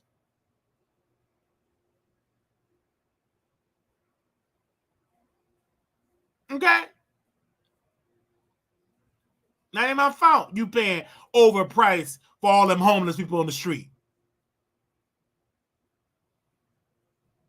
And don't watch me. If I'm not effective, don't click on the video or what? You the one that watch you get insulted. What does that say about you? Because I do get to respond, I'm going to respond back to you. This is a mutual situation. Mutual. He responded to me, I respond to him. Okay? So, let me see if I can open up the phone line. I just had to say that. Sorry, Jason, to put you in there. I know you're busy. Whatever we did, I know you're a busy man, but he brought you up, so I had to, defend you, my brother. Love you, Jason. Love you. Okay. Let me open up the phone lines. Okay. If y'all call in, because sometimes y'all don't call in, he'll be coming on our show next week. So, not Jason, but we got other people that's going to come on the show. Okay. Give me 1 second. If it works, give me 1 second. If it works, because I don't have my Blue Yeti, but I've been taking phone calls without the Blue Yeti. I've been taking phone calls without the Blue Yeti. So y'all have been hearing and everything when it comes to that. Yeah, I have. Y'all. Yeah. Ooh, Lord, it's a lot of trains today. Okay, so let's put the number on the screen here. I don't see any moderators, and I think I did see a moderator here earlier. And y'all can make sure y'all hit the cash out $ Marquise Wiley 28. Zelle, if you donate vote via Zelle, wileyshow@gmail.com. We definitely need your contributions. wileyshow@gmail.com is the what's the name. Okay. All right. Hello. Welcome to the Wiley Show.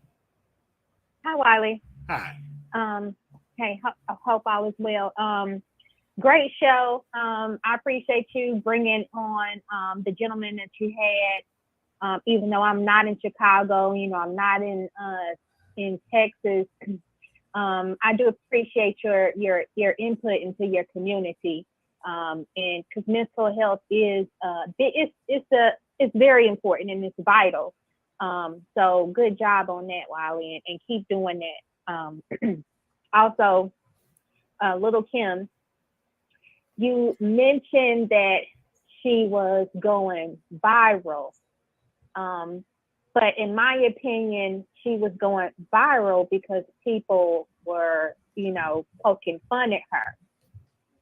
She doesn't go viral any other time unless people are saying like I saw a couple of memes of her being the leprechaun, You don't think, that maybe she's going viral because, people are making jokes about her? It doesn't matter if they're making jokes about her or not. Viral is viral. Do you understand what I'm saying? Like, I don't care if people is like dragging or not. Viral is viral. You know what I'm saying? And most of it was showing love. A lot of people I've seen, they were saying, hey, I love the fact that Kim take risks and she's out here dancing. You know what I'm saying? Out here performing. How many rap girls that is paying homage to the king of pop? I think that's iconic. And she also performed her records. Of course, the blogs didn't post that, but it's just amazing that to this day, she's still relevant. Out of all these years later, Kim is iconic to still be on the stage. Who do you know been in this game that long as a female rapper on the stage with Janet Jackson? You could put that on your resume. Queen Latifah. Yeah, like that. Like I'm talking about, Light. Yeah, well, I'm talking about like lately, like those. You talking about? They are acting like for right now, like trying to be active as a rapper. Kim is right there with Janet. Like that's amazing. You know what I'm saying? That's iconic. And soon she got on the stage, that concert went viral. They weren't talking about Janet. They talking about Kim. So obviously, I think it's there. Her audience is loving that. Like the blogs love Kim because they post her all the time. Yeah. I think, Kim, as being as iconic as she is, I think she needs to be out more. Like I haven't heard anything from her musically. And if she paved the way for the ones that you mentioned, then she should just come out with an album to make them, bow down. Well, Kim, if she's still relevant, and she'll always be, Queen Bee. But I really do believe like she should put something out very soon to, throw the rap girls off. We need more competition. Less going to balls and putting on, like designer stuff and more lyrics, more albums. That's just what I believe. But I thank you, Wiley. Yeah, we are. Thank you so very much. And she will put out an album. It's coming. But I think that book is fine too. All right. Anybody else? Okay. We here. I was gonna have dialogue with her, but she hung up. She hung up.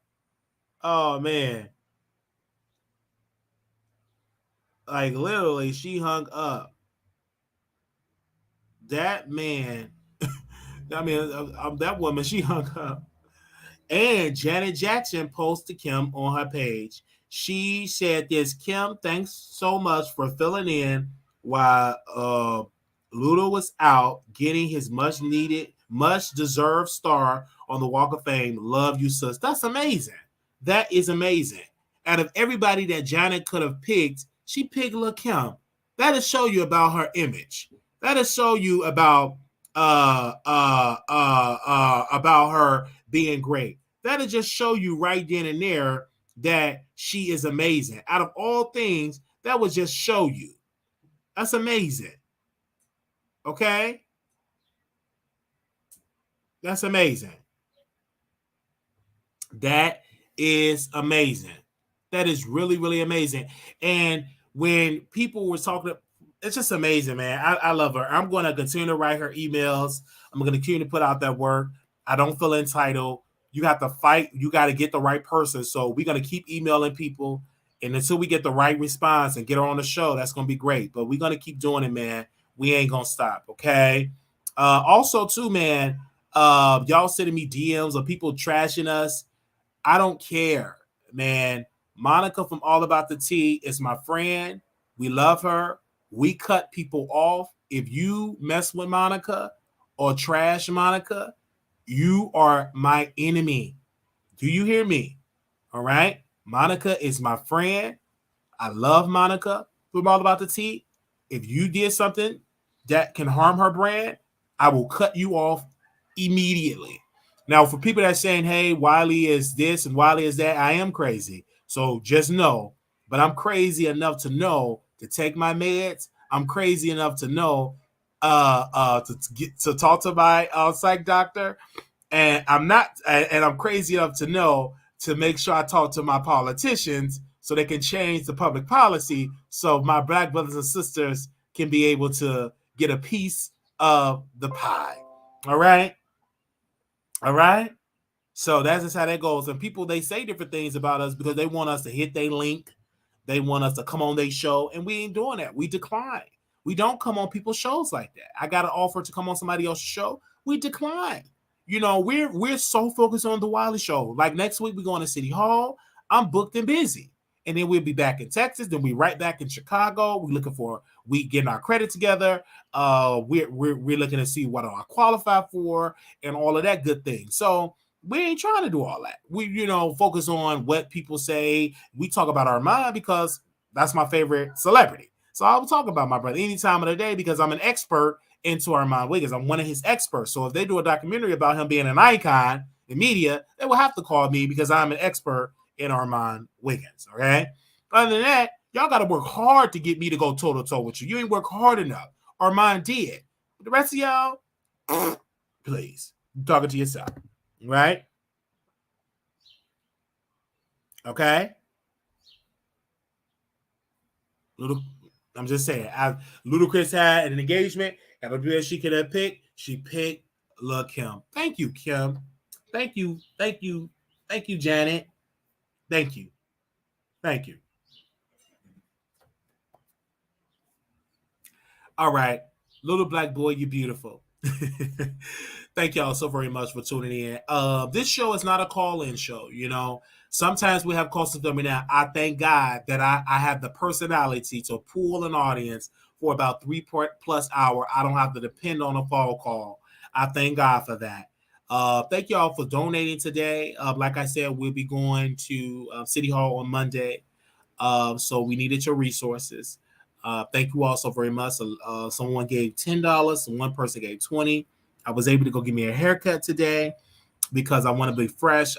Someone paid for me to put my clothes in the cleaners because they wanted me to look good for City Hall on Monday.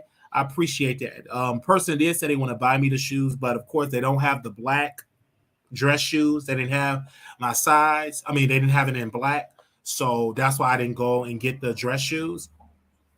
So the guy did say check back in a week. So we'll check back in a week to give me some black dress shoes. Until then, I'm going to wear them gray ones, black slacks, and a gray shirt and a black bow tie. That's my look, okay? So that's how it is. So thank you. But we did thank you for that person that did offer that. But thank you to the person that did finance for me to get a haircut today for City Hall. God bless you. And thank you for doing that. And like I said, we put in the money back into the platform, and we will continue to put the money back into the platform. Thank you.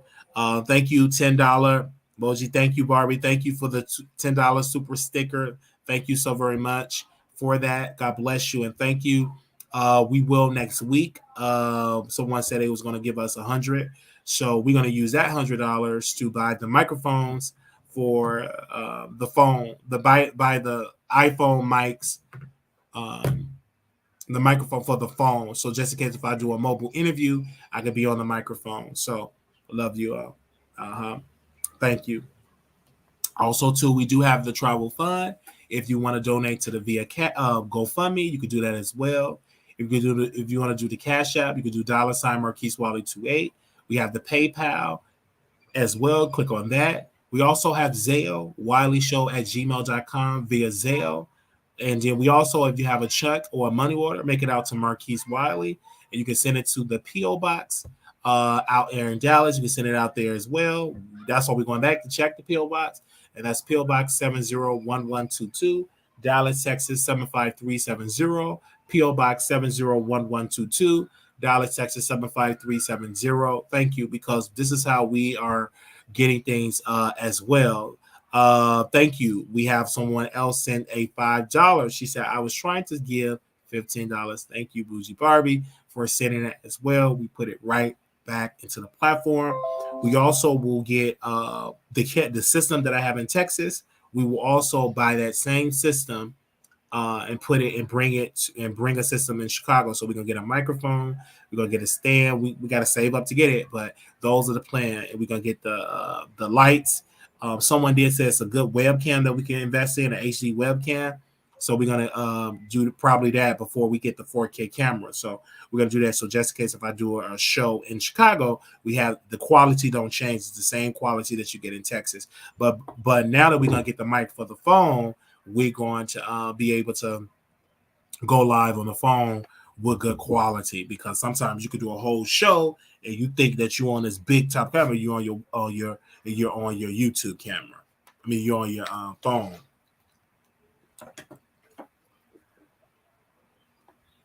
Okay, because it's something else that you have to get when you streaming. It's something else because when I stream, I have to put the what's the name on like a little screen thing so I can see what is going on camera. Yes, so that's a lot that we have to get, and so you can contribute to the platform. Thank you all so very much. Also, you can go to our website www.wileytroll.com. We also have our t-shirt stuff on there. Go get it's a lot of shirts that we have on there. A lot of different designs, okay? God bless you and thank you. Thank you to Tasha for holding it down. We'll be back. So right now I'm going to go grab me something to eat. I'm going to try to come back at 7 p.m. Central Standard Time. So I'm going to grab something to eat, okay? I'm going to put my order in, grab something to eat because my mother is tired. So I said, don't worry about cooking me nothing because I think she's going to make my grandmother some soup. I don't want no soup. I need to eat something. And then we got to come right back because it's a topic that two different topics that we didn't get to address that we're going to address today. And we can't wait because it's Friday because most of y'all ain't got work. So this is Friday. So I'm going to go eat. Then I'm going to come right back. We'll get the thumbnail together so we have it already scheduled. And then we're going to go, before we go live on YouTube, we go live to notify y'all on Station Head and on Instagram because I think that help y'all get the notifications. Okay.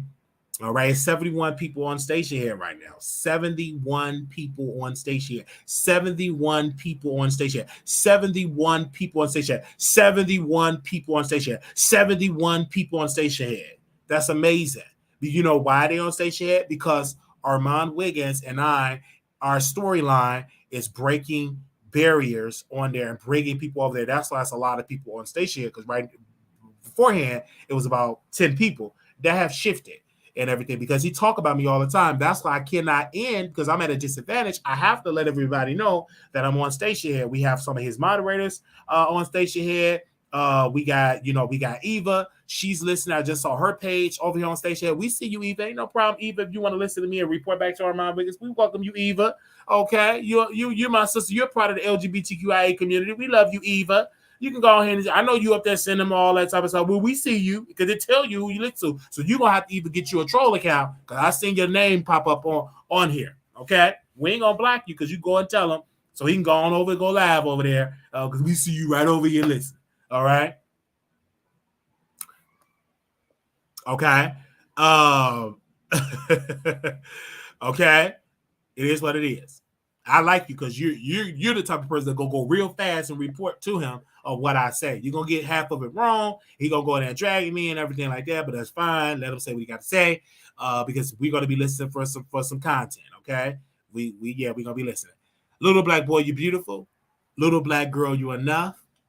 When times get hard, always put God first. And also, I gotta get some vitamin D supplements because my vitamin D level is kind of low. The sun wasn't out today, but I was outside, so I'm gonna get a vitamin D supplement. Nate, if I get them out off, just keep reminding me, okay? But I will be on the train. It's gonna be spoiled. I don't know, Nate. It's gonna be spoiled. You said you got some vitamin D for me. Oh, you got some sunlight. I don't need no vitamin sausages. Okay. You don't make me blush, Nate. Don't just say that. I'm just be expecting that. All the vitamin D, every inch of that D, I'm expecting it. I want that strong vitamin. Oh, you said you got some vitamin supplement. Okay. Remember how? Got the vitamin D for me? Oh, okay. I'll hit you up. I'll be in Houston. Would you want me to come now? Let me know when you're free. He's joking, you guys. Me and him go back and forth. I hope he ain't joking, but okay. Little black boy, you beautiful. Little black girl, you enough. When times get, always remember to put God first. Okay. Let me go ahead on and get this title together. God bless you all. Let me put my order in, and I will see y'all later. Peace. Also subscribe. Hit that subscribe button. Hit that subscribe button. And like it. Okay. Bye.